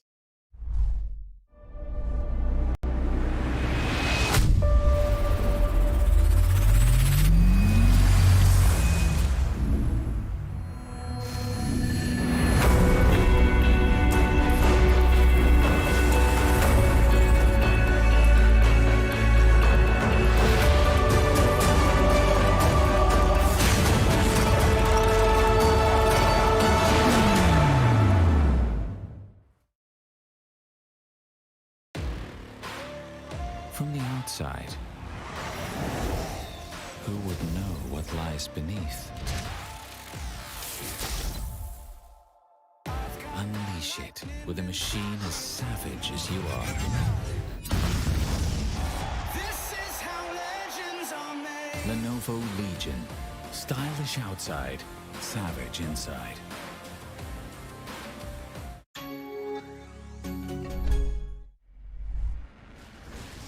So, ladies and gentlemen, we are ready for match 4. And yep, we're going to get to know who exactly is going to be the one to go ahead and dethrone each other at the 6th spot. Is it going to be Wasabi or is it going to be the side of 100 Ping? Only time will tell. Now, though, the side of team popping off once again over towards the Fragment East. Usual drop spots. This time, nobody's headed in over towards Lava City, or maybe it might just be a late drop as well. Towards Lava Siphon is the hot zone in this match, and I got a couple of teams headed over there. But with Skyhook is 100 ping. We did talk about 100 ping as if how important this game is for them. So let's wish them all the best. May they be able to go ahead and take on the side of Wasabi. Thrown them from that 6th spot as well. Now, already the first initial engagement coming on down through. Oh wow! What? Yeah, that's Tamil Esports, right? No, troublemakers. That's Troublemakers. Oh, okay. Oh, come on. Like, you just don't go off the map like that, man. Like, it does happen. I think that he lagged out just a tiny little bit, but it's fine.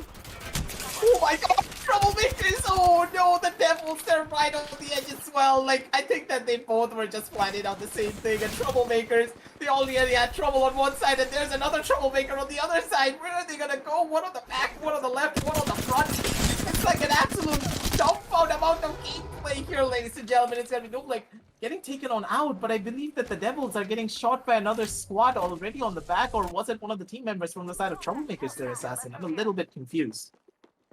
I feel as if the side of Team Devils, they have been doing this, and I don't know why the side of Team Troublemakers would make a drop like this. Like, if you have been noticing, you should be aware of the fact that it's always the side of Team Devils to go in over towards the Overlook, take that area. It used to be the side of Iron Man and Gang, actually, OP skills to drop in over towards Overlook, but after seeing the Devils dropping in over there every single time, they also changed their drop side now. This was an absolutely incredible showing. Like, I was like, yeah, it's not gonna happen. It's gonna be completely fine. Don't really worry about it. Then suddenly the devils are like,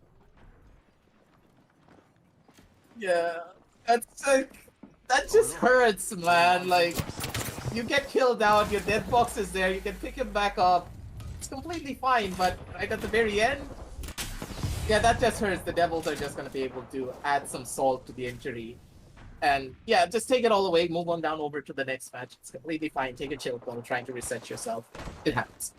But now, Task Force, they're in a pretty precarious situation of their own. They're not in a good spot here, Assassin. And Skyhook could just be their graveyard if they're not careful. I mean, Skyhook has, sorry, not Skyhook. Skyhook has been a Skyhook. graveyard. Yeah. Skyhook has been a graveyard for a lot of teams. Assassin's so. Hood. Yeah, Skyhook. Hey man, it has been the hood for the side of Stalking Con, and I'm not really sure if Task Force are welcome here. It is a place where Stalking Con gather up, they meet up, they chill. There are a lot of snacks here as well in the form of dead bodies. They have a party going on in Skyhook every single time, but this time around, those Stark Incarnate, have they not dropped in over towards the Skyhook? It's going to be the million-dollar question. But more than that, the question that is going to be popping up right in front of our screens is going to be whether or not the Devils are going to be able to hold on over towards Overlook. They're going to be able to face off against the side of the team that is over towards the other part of the map, that is Plenty. They're just chilling here, though, Assassin. They're not making that push happen very far. They're just taking down the fort and playing T. I kind of like this, but at the same time, Assassin just look. 6 squads. I'm shaking in my boots, man. I play T, I think that they're shaking as well. That they definitely are. Plenty need to be careful. The thing is that the side of Team Devils are feeling it. Already got themselves a pretty good start and they're looking for more. Devils have already, one of the players has upgraded himself to gold shields, and yeah, the only problem that the side of Devils might face is the fact that if a grenade pops inside of that building, they might have to force out. Plenty, gonna be very careful. They don't really have, again, the best of the loot in terms of the shields and everything, in terms of the resources.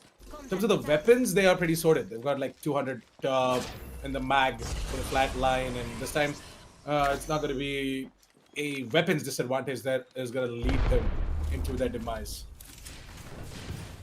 Dream Esports, though, they're also in a pretty good spot. They can actually maybe go in for a fight if they really do want to, or they can just play it slow and take their time to trying to go in for this engagement. But at the same time, Sark and Carnage, they're not in a pretty good spot. It is going to be a Gibraltar ultimate being thrown straight on their faces, but hey, completely fine.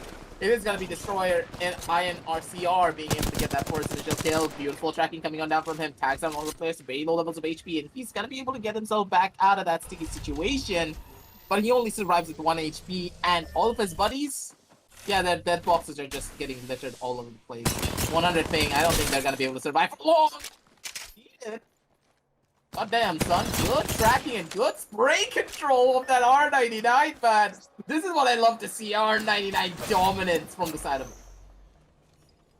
On the side of Stark Incarnate, he's going to be putting down that Give Me Shield, and they're going to be healing themselves inside of that Give Me Shield as well. Glord ISA using the sting, and he's going to be using up the ropes as well in order to get on top of that cliff. Get more and more information through that vantage point. Stark Incarnate, they're also about to engage themselves in a fight right now as Lord. Be careful, and yep, this is what happens if you go alone into a fight. And the zone is just pushing you out. Yeah, at this point, it's just all about the damage. Like, when you consider the damage though, my man, I think that they're dealing a good amount. But at the same time, Stark Incarnate, they just had the better manpower. They just had the better utility in their favor, and they knew what they really did need to do there. But at the same time, he did so much damage there. You have to give props to the man, and an A for effort. Definitely. A for efforts. You definitely are going to go into your wave, but if you're putting in the efforts, man, if you do have that teamwork and you can actually take down the likes of Stark Incarnate as well, all you have to do is just have a game plan and a little bit of a strategic move in towards a fight instead of just, you know, taking raw fights left, right, and center. Your buddies, still killers, aggressive. Yes. They're the ones who are actually taking a fight here in the tunnels. They have already got themselves a spotlight, if I'm not wrong. Or did the guy manage to escape? Not gonna lie, Assassin, like, I personally only know 2 people here. That my closest friend is actually Rolo, and by acquaintance, like, basically the person that I know from Rolo is actually Kakashi. But moving on back from that, we'll talk about my friends later. But Skyhawks, they're already gonna be going in for that own engagement. Still inside of the zone role, they're taking a lot of damage here, and I don't like in-zone fights. Mainly because I can't see anything here, but if the pro players can see everything here, it's gonna be completely fine. And the clutch ministers, they're not gonna be able to clutch it out instead. Skyhawks, they just ran around circles around them being able to get those kills, and them being able to crown themselves as the kill leader. 3 kills on the board, and Sean, 5-8, is gonna be able to get the kills that he deserves to change it up. And with that, Clutch Ministers, they're no longer here, and a little bit too aggressive, I would say, when it came down to their positioning.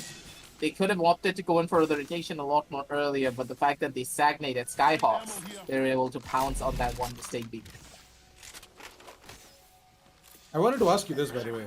Is Rolo, your friend, a fan of Vikings? Did he get the name from Vikings? Because Rollo is the brother of Ragnar Lothbrok. But yeah. No. She like okay, so Rolo, the fact that she actually took that name was because she's into wolves a lot, and she didn't want the direct name of wolf, so she actually put the name Rolo. She has never watched Vikings, if I recall. Well, it's okay. It's okay. I completely get you. But yeah, Wasabi. Let's hope that they get the fact that they're not supposed to engage into this fight. Definitely are not gonna do Oh my god! damage, but okay. Longbow action coming in. I understand the fact that you've got the sniper scope in on that longbow as well, but it's DMR and not a Kraber, my friend. Just vibing and he's just sniping. I don't know how these guys Wow. even like. Okay, 60, Assassin, 78. I A lot really of want damage. to know. I really want to know, how do they even move their scopes around? Do they have really high scope sensitivities? Because I'm that type of player who still plays on that, you know, same ADS sensitivity because I'm an OG player and I've never really bothered to find my scope senses. I have to shift my mouse around my entire mousepad like 5 different times to make it work.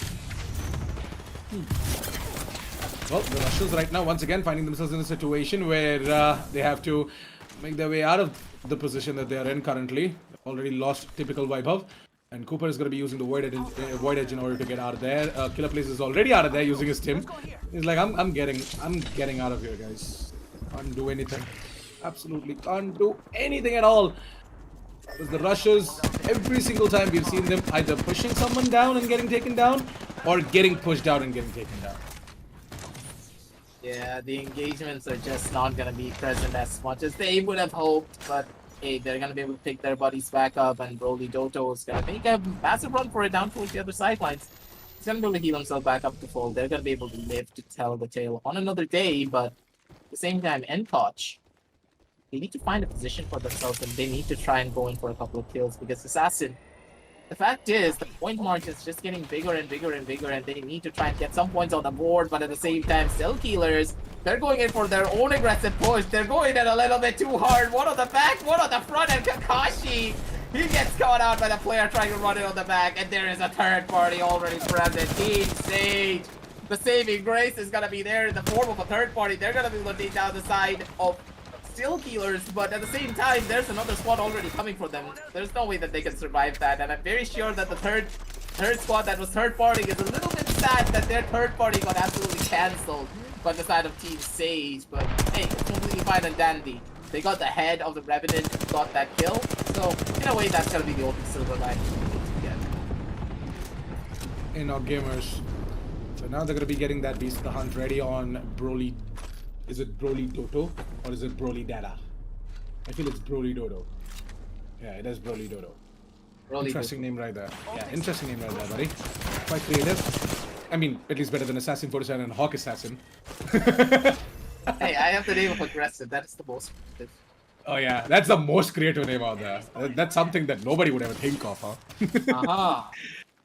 But hey, gonna be seeing our gamers who are making their way into cover right now. Really don't want to go ahead and engage. Just want to take some cover, and wow! Good movement. That was a good buddy. Forget the jump. Forget the jump. Look at the shot that he took. Even while being midair, he was able to shoot that guy down. Just goes to show this guy is just way too good. I mean, these guys, every single one in the server, in terms of the, I already called it out yesterday. In terms of the weapons and the fragging department, all of them are really good. Yeah, The their movement- aim is the- incredible. Yeah, the aim is good. Movement is something where they kind of have a little bit of a diff coming in. Like players like Praj are just way too good. And then there are some players who are not able to do much, even with that Octane and everything else. Yeah. A little bit of a diff coming in, the movement diff, but more than that, the aim is something that every single player has. I feel as if everyone, if given the right opportunity and the right set of loot, will be able to get wonders done. Just what Hawk Assassin did right now.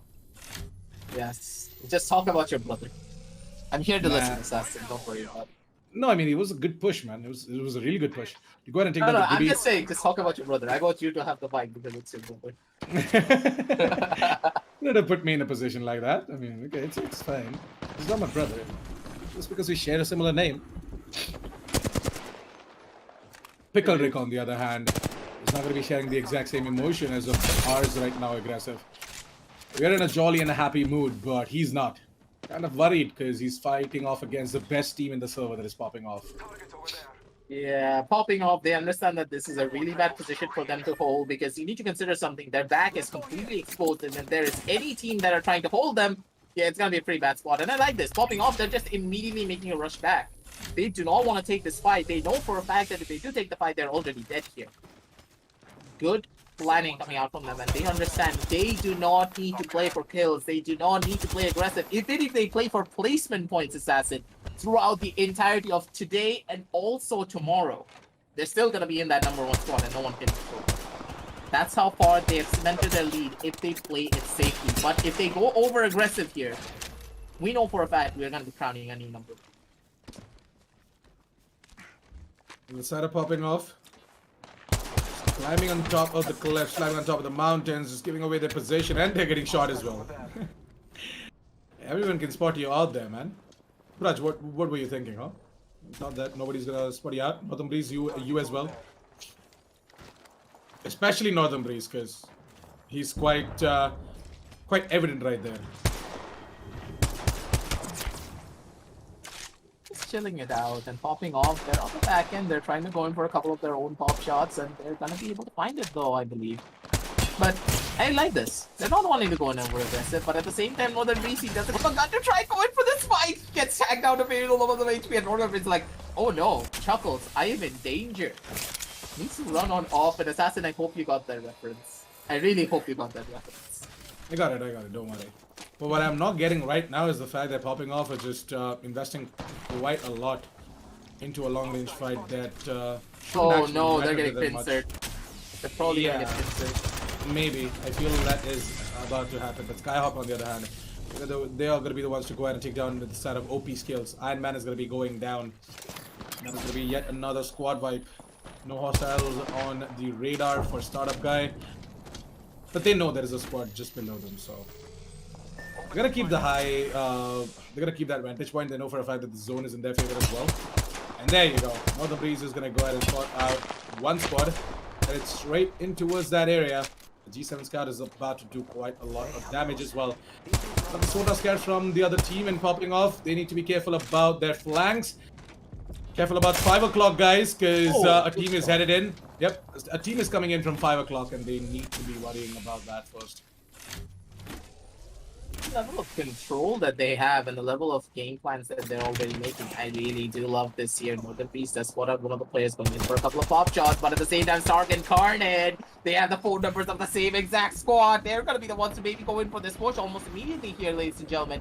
But they don't want to go in for it just yet. They're going to go in for a wraparound instead, pull off the same plan as the side of team popping off, and Stark and Carnage and popping off. They're right next to one another.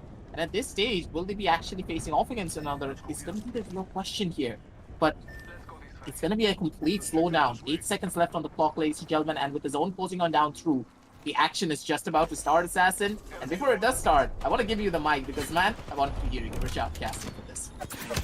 Starting Carnage for now, they're going to be going ahead and taking on that fight. Facing the Bolt in action under the hands of Destroyer. And, yep, another Sonar scan. He's about to go ahead and reveal the position of that team. There's going to be... we're going to be seeing, yeah, the Gibby ult, the defensive bombardment to come in as well. Want to hold off the push, but no! I'm going to be seeing the Octane flying right in towards the crosshairs of the side of Team Stark Incarnate. That is going to be the squad vibe coming out from the side of Stark Incarnate as well. Stark Incarnate, after that fight, they're about to get pincered from another one as well, coming straight from the hill. And yeah, Stark Incarnate, go ahead and use their scans to get something done. But hey, popping off! Right here, towards the other side, trying to go ahead and take on the side of another squad and popping off. Get themselves another squad wipe right here. Not yet, but yep, there you go. Startup guy is going to be the one to go ahead and finish things off as well. On towards Noot Noot. Seeing that purple shield being dropped, and Paraj take quite a big hit. And we're going to be seeing another squad just going ahead and taking on the side of popping off. Startup guy is going to go ahead and activate the Beast of the Hunt, and with that is going to go ahead. Yeah, I feel as if that's the side of Team Stark Incarnate is going to be seeing the Gibby also coming in as well. Side of popping off, they need to be careful. They are about to go ahead and get sandwiched into that area. under the rock. The Beast of the Hunt is about to run out as well. They need to get something done here before Stalking Current makes it in time. Yeah, Stalking Current is going to loot for now, though. Try and get something done. And finally, 3 squads left out. We are going to be seeing Stalking Current and popping off. We know their position, but where exactly is the other squad? Who is the other squad? That is the question that we are going to ask first, and $1 million then, question. That's the $1 million question. that is going to be a question that we're going to be asking first. And yeah, there you go. It's Reverb. Interesting. Reverb, Makam, and all 3 of them are live as well. So it's a 3 versus 3 versus 3.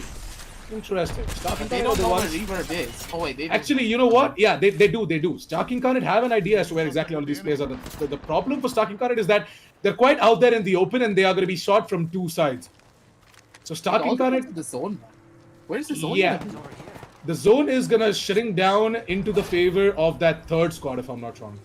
And Popping Off and Stalking Current both have to make their way in towards that 3rd squad. And the Heart Chamber is gonna come in from the side of Reverb, and that is gonna be the cue for the side of Stalking Current to move out of that Heart Chamber. Otherwise, we're gonna keep on getting detected, and we are gonna be seeing the side of Popping Off just holding on unless until the zone pushes them out. And yep, there you go. This is exactly what I said. So it's not going to be in the favor of Popping Off, and they have to move. They have to be on the move, and as soon as they're about to make that move as well, we're going to be seeing the side of Stalking Current going ahead and starting their spray downs from the side of Reverb and Gang as well. We're going to be seeing the exact same thing coming in. Reverb and Gang, they're going to make use of the advantage that they're in right now, the position and advantage that we're talking about.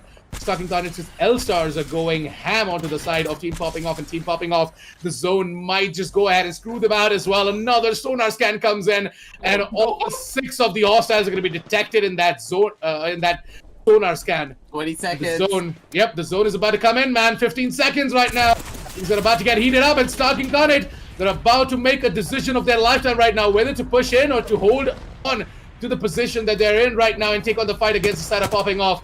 They really don't want Popping Off to go ahead and get themselves a champion, so Stalking Current are going to be the ones to go ahead and try and make that push onto the side of Popping Off and maybe take them down first, so that Stalking Current are going to be the ones to have some sort of an advantage here. Because Popping Off, they are a problem in the server right now. They're a problem on the overall standings, and if not being dealt with, Team Popping Off might just go ahead and gather themselves more than 150 points of the overall standings as well. So Stalking Current, they're going to try their absolute best. We're going to be seeing the final round, which is going to be closing in about a minute and a half. 20 seconds. Already, dude. 20 seconds more, and we are going to be seeing the side of Popping Off. Going to be forced out of that position. They might just go ahead and get into the cross of the side of Stalking Current. But Makam, Reverb, and Sand, all they have to do is just hold on to the position that they are in right now. They have got nothing to do in this fight. They've got absolutely nothing to worry about. All they have to worry about is staying alive and just, saving their resources. But on the side of Stalking Current, we have a little bit of a problem. That's right, Stalking Current, they are going to be forced into using a lot of their resources right now. They're going to be forced to heal up and try and buy a lot of time. And yep, that is going to be the side of Team Skyhawks. Going to try and go ahead and take on the side of Stalking Current. Going to be seeing Destroy getting absolutely destroyed. And Sand is going to be the one to go ahead and use a defensive movement. It's alive. That's right, Destroyer is going to be going down and Popping Off. They're going to come in. They're going to try and chime into the action. Skyhawks, they've got their own defensive shield right here. They've got the Gimme shield up and running. They're just going to try and survive inside of that. But Popping Off, they're going to be forced out of the position that they're holding right now. They're going to be the ones to go ahead and take on the fight. Stalking Current's last player is still alive, by the way, Glord. He has to make a lot of things happen, but he's just going to let both of these teams duke it out against each other. But no, Skyhawks, they're not going to allow that. They're going to be like, you know what, Glord? Go down first, and then we're going to go ahead and take on the side of Team Popping Off. And it's just going to be the final player to be left out, and it's going to be the side of Team Skyhawks to most probably go ahead and get themselves that win as well. One more player left out. Where exactly is he staying alive? And there you go. He's going to be falling down, and he was trying to heal up and stay alive. He fell down, and he met his maker as well. It's going to be the side of Team Skyhawks to go ahead and get that win, and with that, shoot themselves straight up into top 5. Absolutely beautiful play coming on down from the side of Skyhawks, ladies and gentlemen. They had the best possible position. The zone was in their favor, and right at the very end, they played their cards properly. Go in for those pop shots, trying to do as much damage as possible to one of the squads, so that the squads, they have to take that engagement. They need to fight the other squad, because if they don't fight the other squad and only focus on the side of Skyhawks trying to go in for that push, they're instantly going to get taken down by the likes of Popping Off. And right at the very end, all 3 of these squads, they were right at the very edge of the zone, trying to inch themselves forward. But right at the very end, because of the positional advantages that the side of Skywalks had, They were just able to take it all away, but right down to the wire assassin, they were actually able to get close enough to the side of Skyhawks. I mean, got I really told you, scared right? there. Yeah, I told you, Skyhawks, they had nothing to do in that fight. In that fight between Starking and popping off, all they had to do was just hold. They can easily go ahead and take out the champions, and they can be reign themselves as the champions as well if they just be patient and play the time. And they did that, and I'm so grateful that they did, because that is gonna just lead them straight in towards the top 5, and they're gonna be very happy with the amount of points that they've racked up as well today. That is for sure. The amount of game plans that they had in their arsenal. That was absolutely incredible. But ladies and gentlemen, we need a visual representation and a recap of this entire thing. So let's head on down over to the match highlights and see exactly what happened there right from the very beginning. And hey, can we just start watch this at the start? It hurts. Yeah, it's kind of disappointing, and It hurts. I don't want to. I don't want to watch this. Come on, let's skip this. Just kidding. Yeah, let's Yeah, I mean, the Sada team's talking on it now. Let's concentrate on them a little bit more. They had an amazing shot, by the way. I feel as if, despite the fact that Skyhawks won out the game, Stalking on it might still have Stalking on it and popping off. Yeah, Stalking on it and the side of popping off might have a lot more points because of the amount of kills that they've racked up. Like, man, they were the only ones to just wipe out so many squads. Like, when you consider all the plays that they were actually making and how they were actually going in for a lot of these different engagements, I kind of like this. They understand how they needed to go in for these fights. They tried to play it slow. They tried to play it smart. And that was also the game plan coming on down from the side of Skyhawks. And from the side of popping off, they didn't go over aggressive. They played it slow. They played it systematically, allowed their opponents to go in for the push, and then they opted to go in for their own swing. But at the same time, here I kind of feel bad for the side of Clutch Ministers. They tried their hardest there, but they were just not able to take down the likes of Skyhawk inside of the zone. And once again, like, I thought that this would have been a really intense match where we would have been seeing the side of Clutch Ministers, still healers, being able to bring it all back. But once again, just look at these rotation angles. Just look at how they're being controlled here, Assassin. There's always a third party present. Tell me one fight that happened during these second, third zones where there wasn't a third party. I don't think you can count a single one. The level of game plan and the level of rotation plays coming on down through from all of these teams, it's absolutely immaculate. Well, that's true though. And just looking at that insane play coming out from the side of popping off as well, right? Just sipping on some water and I dropped the water on myself. Insane, isn't it? Insane, isn't it? But yeah, that actually was something to be scared about, man. It's a really good fight coming out from the side of popping off in that clip. But then everything just...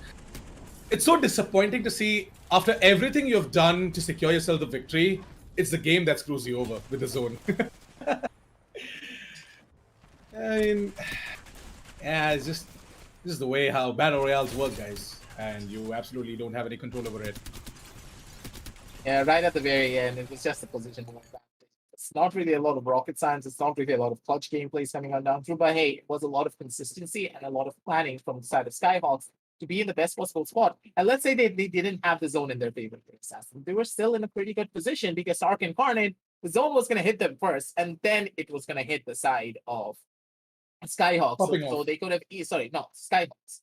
Okay, yeah. Because let's say that if the zone was moving on down over towards the side of popping off, because that's the most possibility of the zone coming on down through, because it was Stark Incarnate's zone at the very beginning. The zone was pushing them forward into this position. So the zone cannot really go back to their spot once again. So it needs to shrink down forward. So even if it was heading on down through towards the side of popping off, they were still in a pretty good position there. They could have pushed themselves forward. They had cover. They could have taken the engagement slowly and taken out Stark Incarnate. Stark Incarnate, they were in the worst possible spot compared to any of these two teams. But still, hey, they kind of made it work right at the very end. They were able to go into those close quarter engagement, but the level of utility that they had to use previously just added up slowly but surely, causing them to lose out here. And hey, match number 4 standings are ready, ladies and gentlemen. Let's head on down over onto the standings and see exactly how many points all of these teams have racked up. And Skyhawks, 24 points on the board, 12 and 12, a very clean slate win for these guys. Yeah, Skyhawks, 24 total points. The side is talking out with 15 and popping off with 15 as well. So it's a pretty good tie right there for the match standings. But it definitely is not going to be a tie when we move over towards the overall standings. As we're going to be seeing quite a difference right there, thanks to popping off and that insane lead. They had 141 points, by the way, and might just be seeing them go ahead and cross that 150 mark, as I did tell you, right? So they're easily going to be crossing that 150 mark. And whether or not they're going to be able to touch the 180 mark today, it's going to be the question. But for that, they have to rack up many kill points and also get a win. So, yeah, that's going to be quite a challenge right there. But Like when you consider the amount of points that they have and how they're actually going in for a lot of these, yeah. Oh, right, aggressive. Kind of got disconnected there. It's okay, buddy. I got you. Hey, and our gamers have got this as well, by the way. Match 9 was a really good performance, by the way. And our gamers, they placed themselves at the 4th spot with a total of 9 points. Wasabi with the 5th with 5 points. Dream Esports, they did the exact same. But instead of Wasabi going out and just getting themselves the placement points, Dream Esports actually got themselves 2 kill points as well. Let's take a quick look at the overall standings, and there you go, popping off. I'm going to cross that 150 mark. The total of 156 points are going to be at the first spot. Talking Connect leading, trying to at least catch on to them with 113. Skyhawks with 91 at the 3rd. Plain T at the 4th with 71. Clutch Ministers at the 5th spot with 65. And Wasabi at the 6th spot with 63. 100 ping. We're not able to do anything, man, as we were expecting them to go ahead and take the 6th spot from the hands of Wasabi, but Wasabi are still holding on to it. If 100 ping are going to be able to rack up a win and a couple of kill points, then they should pretty much be sorted to take on Wasabi. But for that to happen, Wasabi has to have a really bad game, which is highly unlikely. Moth at the 8th spot with a total of 47 points. Dream Esports still holding on to the 9th, and Sage on the 10th spot with 38. Unfortunately, the side of Ainok Gamers, still Keelers, everyone is just going to be going down in terms of the overall standings. And yeah, that is going to be something that we are going to be quite disappointed on. Hey, we are going to be going in towards a short break, by the way. And while we're at it, please go ahead and check out the link down in the description below. Check out all the amazing products coming out from our sponsors, Lenovo and Intel. And don't forget to, drop a like and subscribe if you haven't done so already. We're going to be right back after a short break. So see you guys after the break.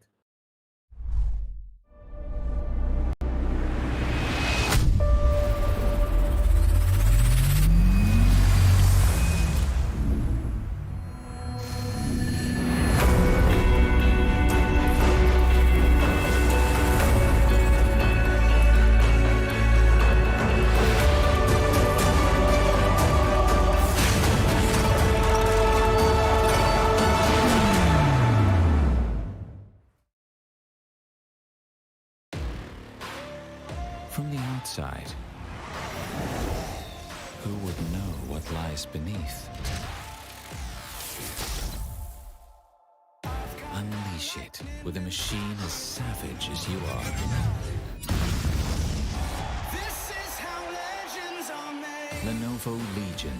Stylish outside, savage inside.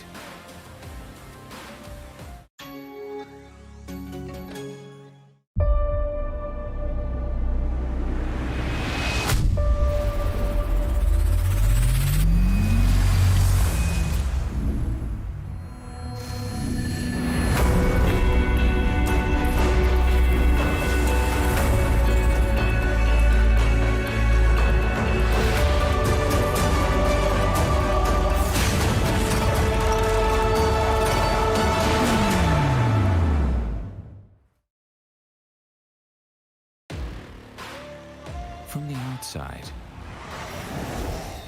who would know what lies beneath? Unleash it with a machine as savage as you are. This is how legends are made. Lenovo Legion. Stylish outside, savage inside.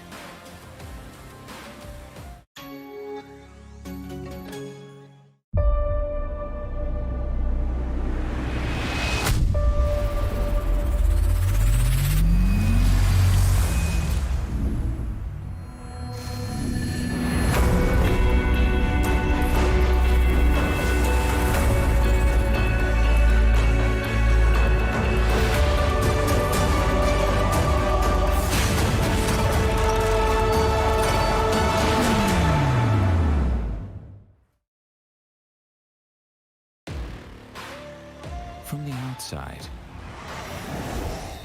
who would know what lies beneath? Unleash Unleash it with a machine as savage as you are. This is how legends are made. Lenovo Legion. Stylish outside, savage inside.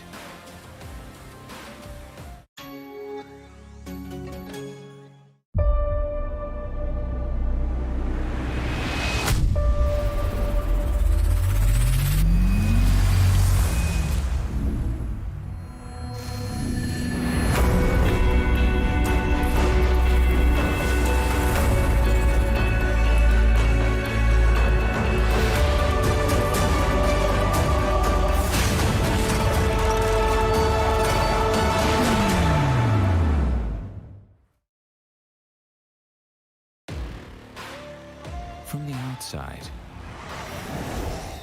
who would know what lies beneath? Unleash it with a machine as savage as you are. This is how legends are made. Lenovo Legion. Stylish outside, savage inside.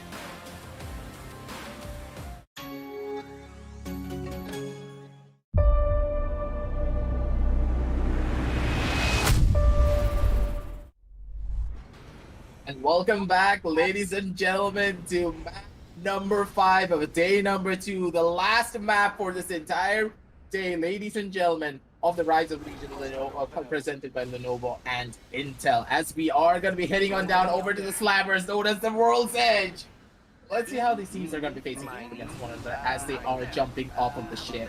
And with these first initial engagements already being headed on down, we can see that it's not really that even of a spread. Because considering everything, like, I don't know exactly what to expect here, because considering all the placements here, Fragment East hasn't already been taken over, and a lot of these teams, they're very spread off against one another. One's pretty much on the other side of the map once again, and let's see how they're going to be going in for this engagement. The Rushers holding on down through from the side of Lava. They're just going to be chilling here. They're not really going on down anywhere just yet, but the Rushers actually going for that first initial engagement. It's one of the teams, and the Rampage getting so much damage done. Beautiful tracking from one of the players. They're going to be able to hold it down the fort. First initial kill has already been found, but they need to rush themselves down forward and then go in for the secondary. Kill has been confirmed, though, at the very least. Not very long of information been given. Killer Plays just spots out one of the players. He's like, oh god, I gotta chill, man. There's a guy right below me. Where can I actually go? One on the left, one on the right. Where's the backup? Pull out the devotion and pull out the havoc, and instead just burn them down. Living pretty crisp with that energy. With that, things started off really aggressively, and now Assassin. I don't know. I think my feelings just got toyed with. Things have just slowed down really quickly. Yeah, that is exactly what happens, you know. Sometimes you just take it to a whole different level. You just take it up 6th gear, but then you suddenly hit the handbrake and you're like, well, we have to stop. There's a truck right in front of us. And that truck is, yeah, it's going to be the truck with the name of the Rushers. Go ahead and get it done. The Devils just got killed, but I think the Rushers actually got that revenge kill that they needed to get. Yeah, I mean, the Rushers, they just rush them like with a truck or something like that. Like, you get the reference? Okay, hopefully you do. But yeah, this time around though, the Devils, unfortunately, they are not going to be the ones to come out on top in a fight. Every single time they tend to move over towards Overlook and win out the fight. But this time, I'm not sure. I don't know what went wrong though, but I feel as if the Rushers are also pissed off at the fact that every single time they get taken down while trying to rush someone, or they just get rushed by someone else as well. So this time they were like, you know what, we're gonna drop down hot, we're gonna get all the loot we can, we're gonna go ahead and take a fight right off the bat. That might just give us some of the points that we're looking for. Now the Rushers, they're going to be going in for a fast rush of their own, and hey, they're not slowing down just yet. Slowly but surely they're making the push happen, and they're heading on down over towards the Geyser. They wanted to try and go in for an aggressive push on the spot that they did notice off earlier, but typical, it's not in a good spot just yet. The Devils did lose out on one player, and maybe they're going to go and pick him up. They know for a fact that they're in a pretty good position, but with that one single sonar coming on down through, who's the one actually finding them out? It's actually going to be Team Sage. They don't have one of their members though, so I don't really know how I feel about this here, Assassin. Not much that they can do, and I think I did miss out on the standings. Can you give me a little bit of an update on the standings and what we were looking at and what team could possibly take that number 6 or number 5 position? Right after So- this fight, of course. Yeah, of course. So right now the Devils, they are the ones to go ahead and take this fight. Shoot it down. Yeah, Serial Chira said he's like, you know what, I'm not even gonna wait for that thing to automatically enable itself or activate itself. I'm just gonna go ahead and activate itself myself. Oh, they have nowhere to go, man. Serial child. No, don't do it, serial killer, please. This is not how you try to go in for this kill. This is not how you try to take them down, man. Wow, Yash actually did it, man. Oh, The yeah. Peacekeeper. Well, I don't think so it's gonna be keeping any peace. But it definitely is gonna make the lives of the side of Sky, Nemo, and Gang a hell.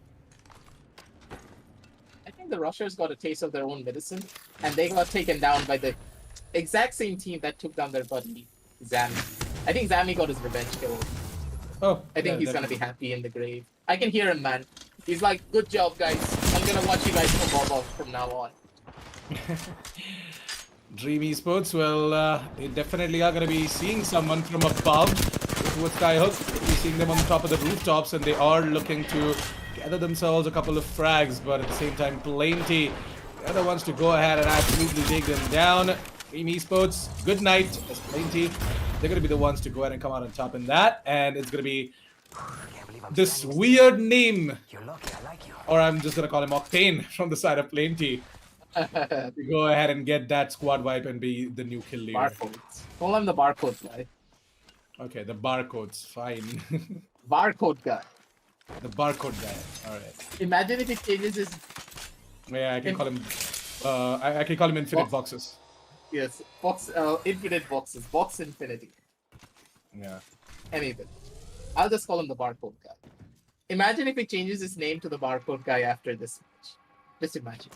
Maybe he will. He's like, you know what? Let's make aggressive happy. I'm gonna add him in as well in game. Yes, then show me how to play this game because I have absolutely forgotten how to do anything. I mean, you say that, but all right. Like literally, That's when you good. don't play this game for like 2 weeks, you just forget everything. Like I'm trying to shoot a guy, I'm trying to move around the map, and I'm like, what am I doing? Why do I feel like a bronze?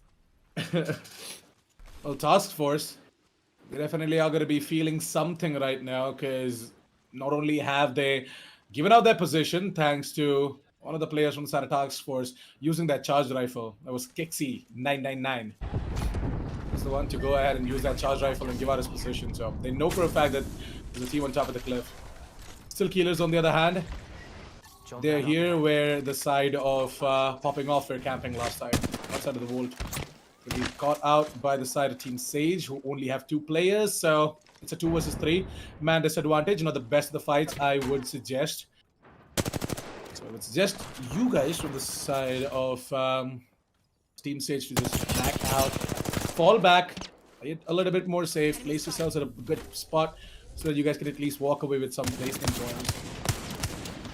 100 ping on the other hand, taking on the fight here in Countdown.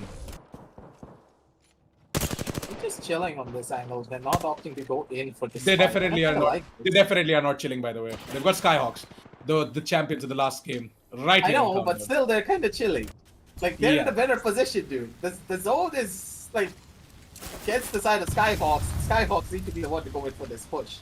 And considering the amount of grenades that they do have and the amount of utility that they can throw out at them, yes, I think that Skyhawks, they're not having a good day. They're in the worst possible position. But at the same time, Skyhawks, you know for a fact that these guys have found themselves in similar situations every single time, and they have emerged victorious. So I don't particularly think so that they're going to be having an issue here. Still Killers, on the other hand, they are going to be chasing the side of Team Sage into the tunnels, and there comes the scan. Still Killers. Are they about to go for this? I mean, they have already committed for this, so why not just keep on sticking to that commitment as well? Maybe the side of Weirdo Rolo. He's going to be using up that Valkyrie's signature ability. Yeah, she's going to try and get something done here. Maybe a couple of pot shots here and there. Spot out that player as well. Yep, there you go. Spot them out. Yeah, not gonna open fire. No, he won't. He knows I for know. a fact that. Yeah, I know. I know what you're trying to say, but yeah, like the side of Still Killers, I feel as if they're a much disciplined team, and I like that about them. I like to take a lot of their engagements really slowly, but sometimes I feel as though they go in for a little bit too much of an over-aggressive play. And I kind of do blame Rolo because of it. Sometimes she does a lot of stupid things whenever I do play with her, and trust me, Assassin. The amount of times I've died because of a couple of her calls. If you just saw it, you're gonna be like, you're gonna cringe yourself to death. She's But, playing. hey, She's playing Valkyrie, man. I mean, exactly. She dropped us into the face of the enemies, and there Yeah. were 3 enemies surrounding me, I not know. even surrounding them. I've been there, and that too I've dealt with random Valkyries. So you imagine my cries. You're like, oh, she's gonna actually take us somewhere that's actually good. Then suddenly, oh no, I'm in danger. Yeah, that's right. The Russian Ono song starts playing in the background. The task force, they're very happy with the position that they have taken up on top of the cliff. They're watching absolutely everything happening in and around Countdown.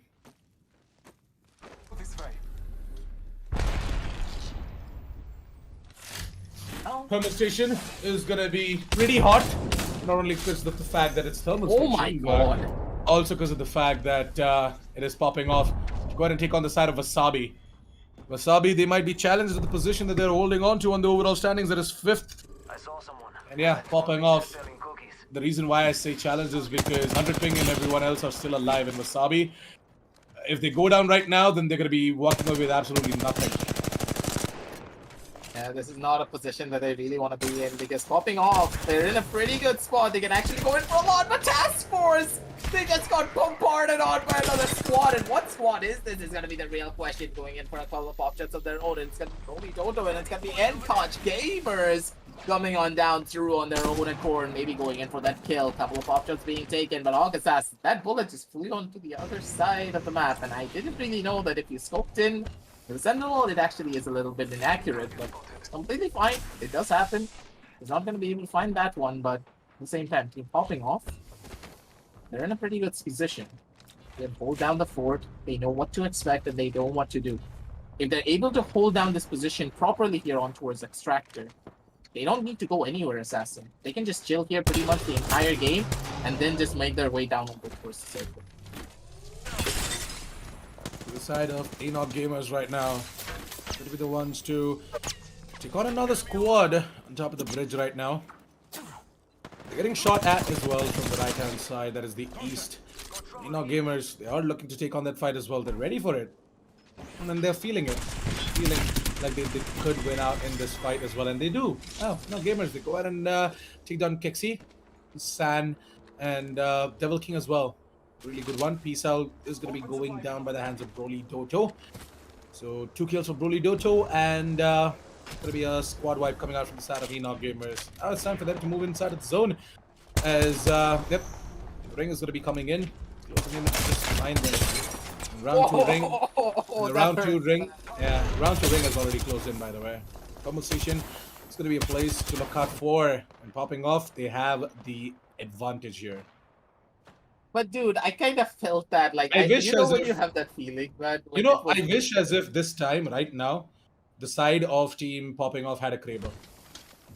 yeah, then this moment, I think the Northern Breeze would have just popped a couple of people in the forehead and just taken them down. But at the Yesterday same we time, saw Assassin- one. yeah? Yesterday, one match we saw popping off, and the rest of the gang, the final ring was closing over towards thermals.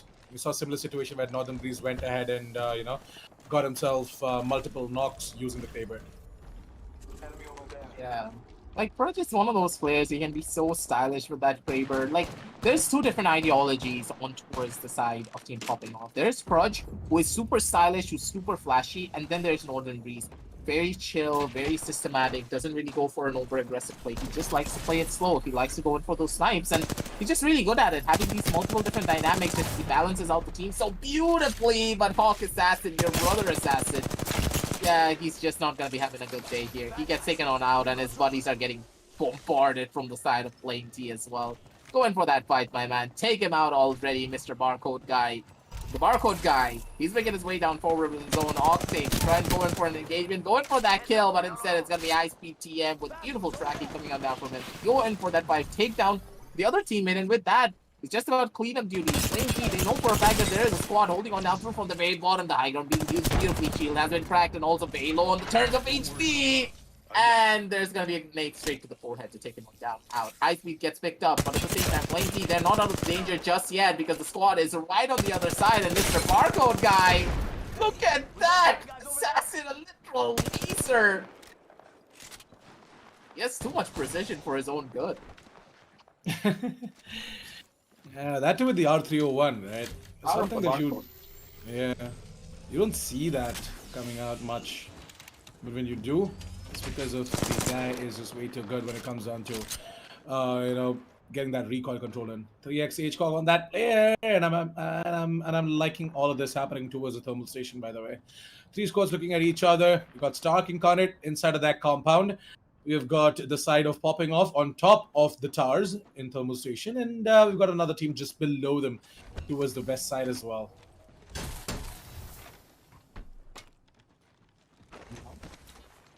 Actually, make it 4 squads, Make it 4 squads. So another squad just came in from the east and popping off. Wow. Northern Breeze just sat on top of this tower, sniped everyone out using the G7 Scout, and upgraded his armor from blue to red. That's And then he just dropped it off. man. Yeah, he just dropped it off to startup guy. Yeah, I guess now Praj is gonna be the next guy to get a red shield. Probably, dude. Like, this guy is running a business. His business includes the G7 Scout, a tower, One more shot and he's on to. to... Yeah, one more shot and he's on to purple. Yeah, but I think Proj has his own purple now, so he can just keep that for himself. He's gonna be able to take There that you back go. home a little bit. And now, it's another shield point for him. But honestly, look at this guy. Proj, he actually falls off by accident. Poor old Proj. To get himself back up there, but... There's a... Yeah, it's dangerous. Isn't there like a jump pad? Isn't there No. like a jump pad right there?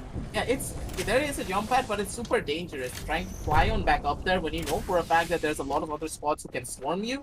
It's not a good position. It's better to opt to go in for the rotation right here and now. Yes, it was a mistake, but this is a good time to go in for rotation because a lot of the other teams, they know that they're here already. So just go in for the rotation, give up the power angle, or you could stay here until the last 30 seconds and then go in for rotation. Going in for it earlier is better than trying to stay here, going in for a possibility of a kill instead of guaranteeing a better spot in the following circle.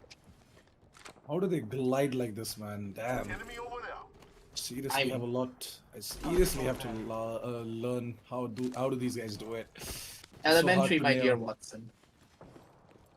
Yeah, I mean, it just sometimes gets really difficult, by the way, but it's gonna get difficult for the squad that was holding in this position, but they've already repositioned themselves, so that's nice.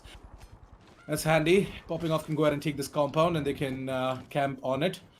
Cut off the rotations coming out from another team that were trying to flank them, so pretty good. All they have to do is just wait it out. Chilling and trying to see what they can find actually. But looking at their positions, I don't really like this. It's gonna keep popping off, not in the best possible spot to take the very least. They need to push themselves forward just a little bit more because the positions that they're holding as of right now, it's not a good spot just yet.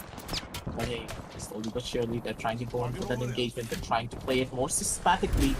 But Assassin, I don't like this. They're in a pretty bad position for Northern Breeze, man. You gotta stop. He became one with this G7 Scout, and he's just being an absolute nightmare. But there's a squad now putting them one right below them, but you don't push Proj and you get out of it alive. Beautiful use of the UIA, causing a massive amount of damage, being able to take down SKS. A couple of massive shots from the side of Startup. He's trying to go in for that kill, but an absolute chaos inducing here, ladies and gentlemen. It's gonna be Edith coming on down through, holding it down strong with that turbine. Now gonna be going up against Proj. He has that shield though, but Proj still has the biggest advantage that he can have. He has an EVA 8, he has an R301, he can easily go in for a couple of kills, he can easily go in for a couple of plays. One person has already been picked up. No!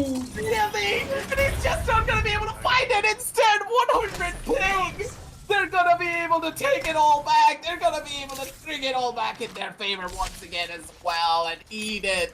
Because of the shield that he had in his favor, he was able to pick up his buddy almost immediately. Keep it going for their end, ladies and gentlemen. 100 big. They're gonna be able to take that #1 seed and possibly just bring it on back onto their side. Because look at this.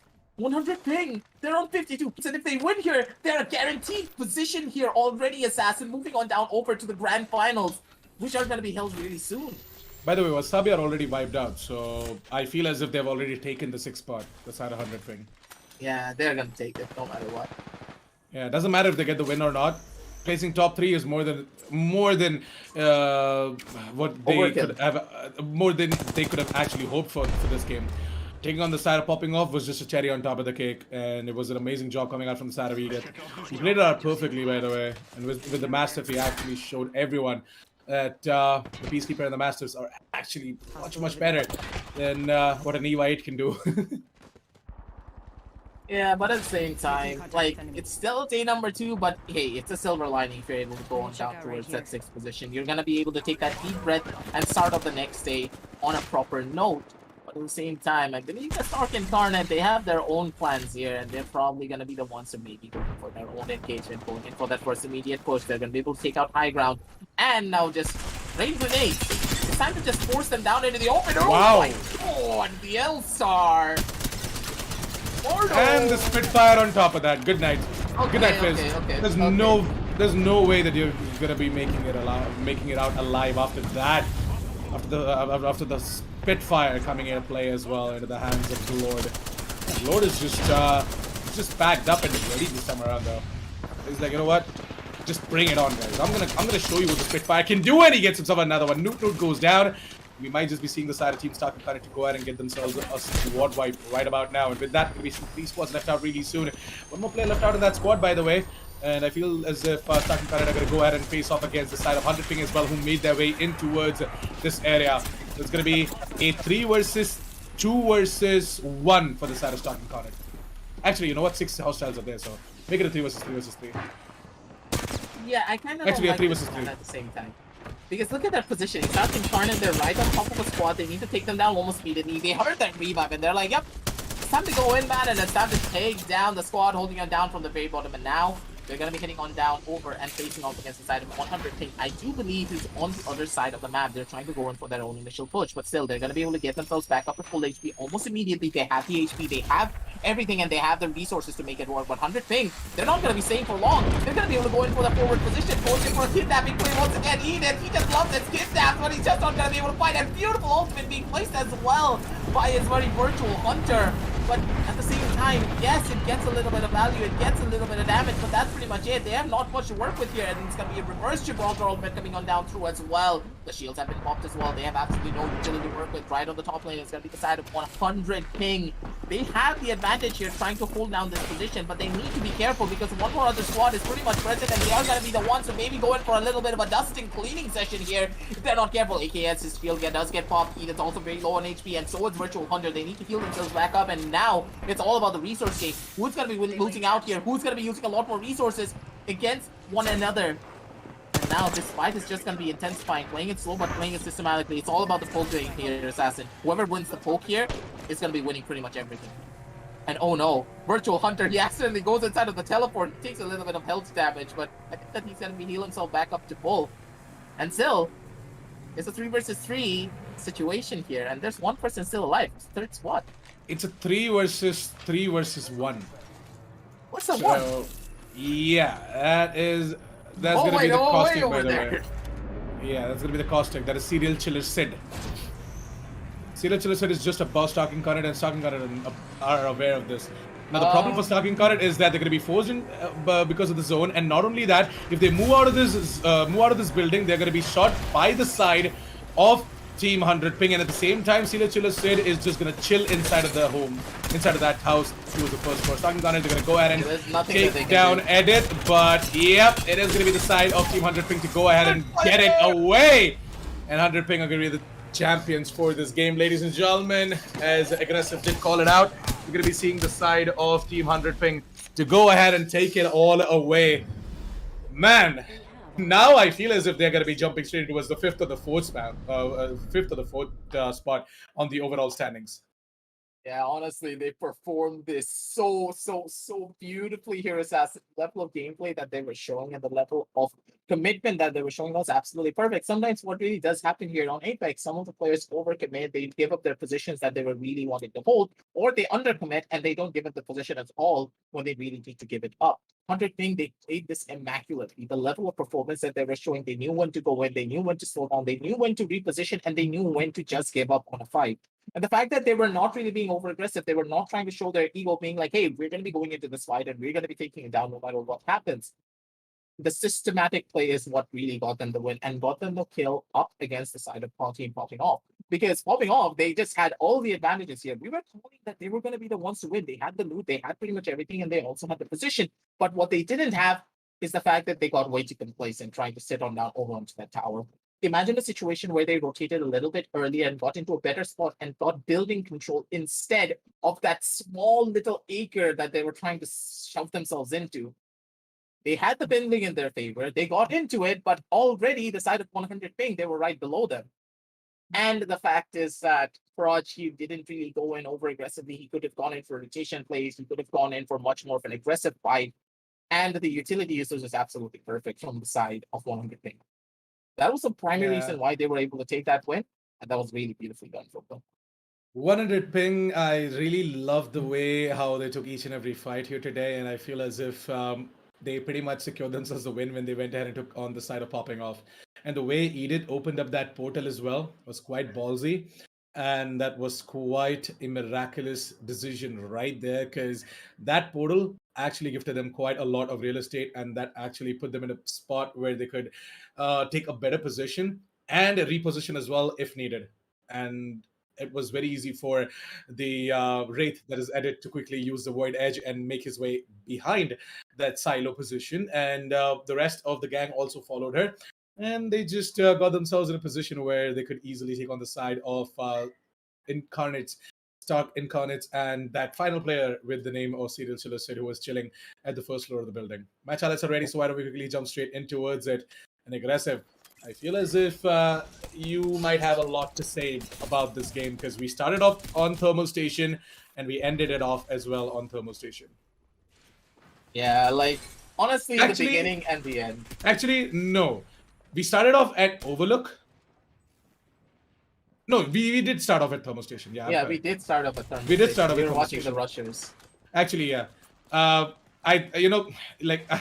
see the devils on the screen and I'm like, no, never mind. This is not Overlook.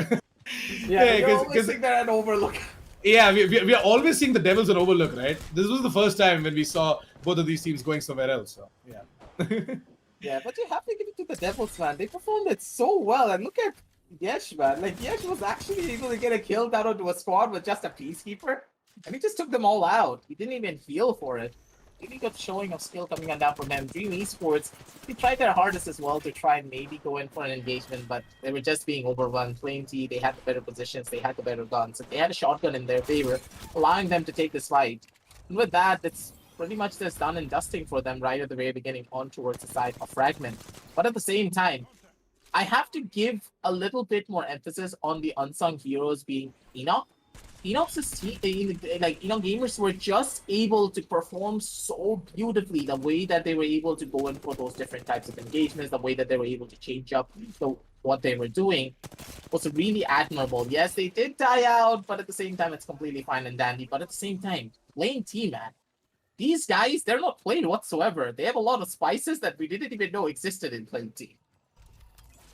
Oh, definitely, or maybe a team with a lot of masala. A tea with a lot of masala, maybe masala chai. I don't know. That's not my cup of tea. But hey, we're making tea funds here, so it could be. Yeah, I mean, you will love a good masala chai, and that is the side of Team Plain Tea. Ice Speed did get taken. Ice Speed did get taken down, by the way. He was instantly got back up as well. He was picked up and he healed himself, whereas we saw the barcode guy go ahead and take a couple of pot shots with that R301 and the H-Cock. Then we move in over towards the thermal station once again, where the side of popping off. They're the ones to get pushed onto by the side of 100 Ping. 100 Ping did an amazing job, especially Edith. Edith was the one to get all three of those kills with the Mastiff, and he was the one to go ahead and be crowned as the new kill leader with a total of 4 kills. Yeah, that Thermite was absolutely beautiful coming out from him. He played that round so beautifully, and he understood that, hey, I don't need to go over aggressive here on the Proj. I can easily pick up one of my buddies because, hey, I have a shield on me. So with the shield, I can easily push back one of my buddies and just pick him back up really quickly before Proj can even reload his guns and try and go for that engagement. Now, the thing Beautifully is, Praj done. did a very smart thing, right? He quickly switched out the shield so that he can go ahead and take on the fight as well. Yep. Took his sweet time to get the reload in as well. He could have actually won out that fight, but it's just the heroics coming out from Edith to, get his Gibraltar back up and running. And both of them together Yeah. as a unit went into the ahead into the crosshairs of that final player, that is Praj, and he was just not able to take both of them down. But at the same time, I kind of do feel bad for the side of Stark Incarnate. They had two very, very powerful weapons in their favor. One is the L-Star, and the other one is going to be the Spitfire. I thought that they were going to close everything out with that Spitfire, just going on all of their oppositions. And they played it so beautifully as well. But right at the very end, the positional advantage coming on down through from the side of 100 ping, this hurt them a lot. And this is why, ladies and gentlemen, you need to watch out positions. And wait a second. Did the Bloodhound not even notice the raid that was teleporting right beside it? Nope. The defensive bombardment came in, right? It was completely concussed because of that. And we saw this epic shield play coming out from Edith to go ahead and take on the side of Destroyer. And Destroyer fell down, Rehman fell down, and then it was all down to Glord. With the Spitfire, he was not able to do much, and he just got instantly taken down as well. And that is how the story for how 100 Ping were able to go ahead and get away from that 7th position is going to be narrated right there. Match standings are ready, so why don't we quickly take a look at how many points did the side of 100 Ping gather in order to climb up on the board as well. And they grabbed themselves 20, just like Stark Incarnate. Stark Incarnate, 11 kill points. They're going to be so sad. No. Doing so much and getting taken down by 100 Ping. That is a pain. I think that's like something that we can all relate to. Sometimes whenever I do play Apex, I get like a 100 ping and then I die because of it. So I'm coming for your 100 ping one of these days. All right. What? It's true. Wasabi on the 3rd spot with a total of 10 points and Devils on the 4th with 9. If you take a look at the difference, right? 20, 20, and then straight up 10. Stark Incarnate and 100 Ping had like the best final games in a day. Stark Incarnate and 100 Ping, they were just popping off, man. Talking about popping off, unfortunately, they were only able to gather up 7. That's fine, dude. Plenty. They're chilling. Yeah, they're chilling. I mean, they already have crossed the 150 marks. So there's nothing to worry about for them. Hey, the overall standings are ready, so let's dive in towards day 2 standings and see where 100 Ping have placed themselves. And what? They're still at the 7th spot? What? 1 point. 1 point? 72. Clutch Ministers and Wasabi with 73. Well, this is a close one. I Hold don't on know a what's going second. to happen in day 3, Assassin. Like, honestly, day 3 is going to be a nail biter. Oh, so Clutch Minister fell down from the 5th spot onto the 6th, and Wasabi, they ranked up to 5th. So that's because of the placement points Wasabi have, and they have a win as well.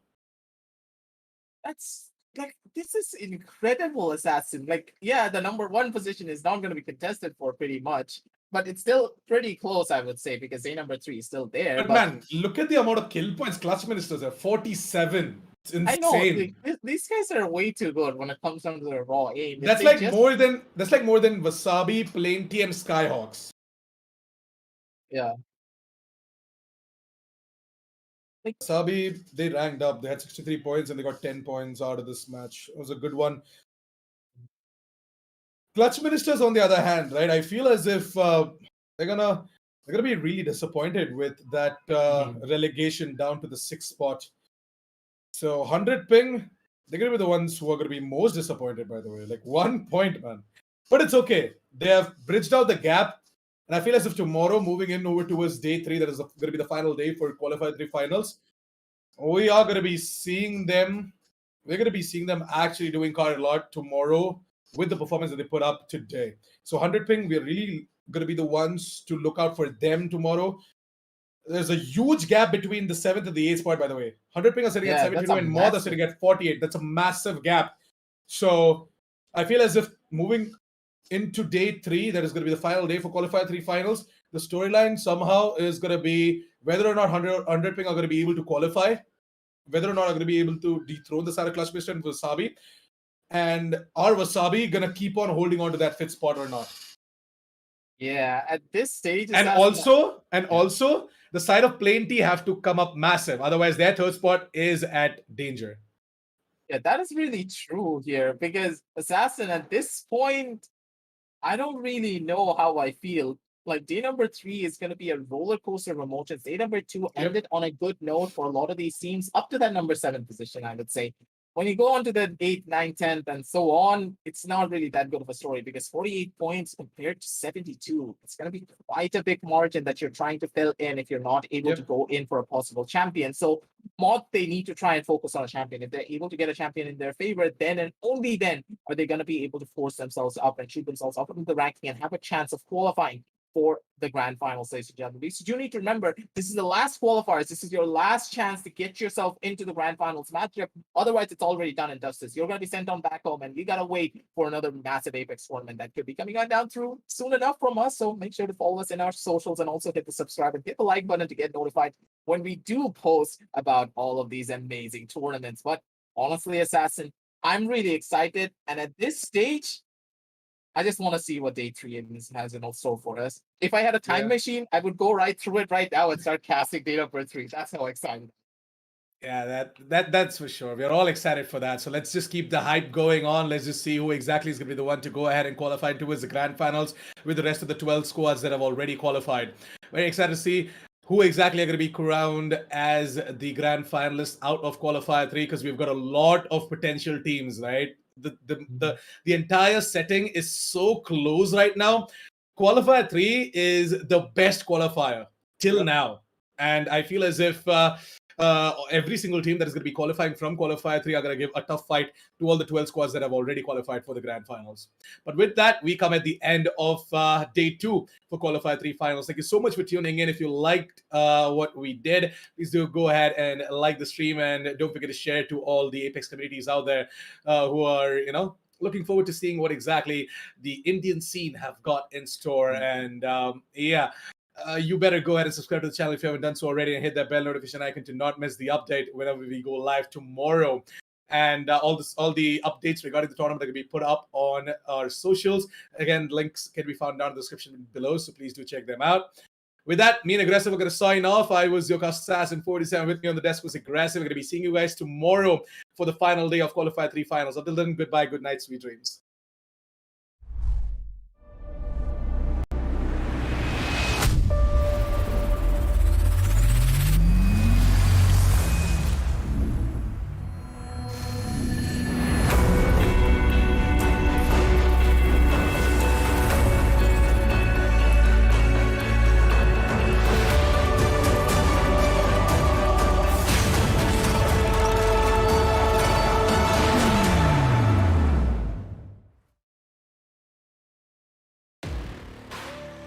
From the outside, who would know what lies beneath? Unleash it with a machine as savage as you are. This is how legends are made. Lenovo Legion. Stylish outside, savage inside.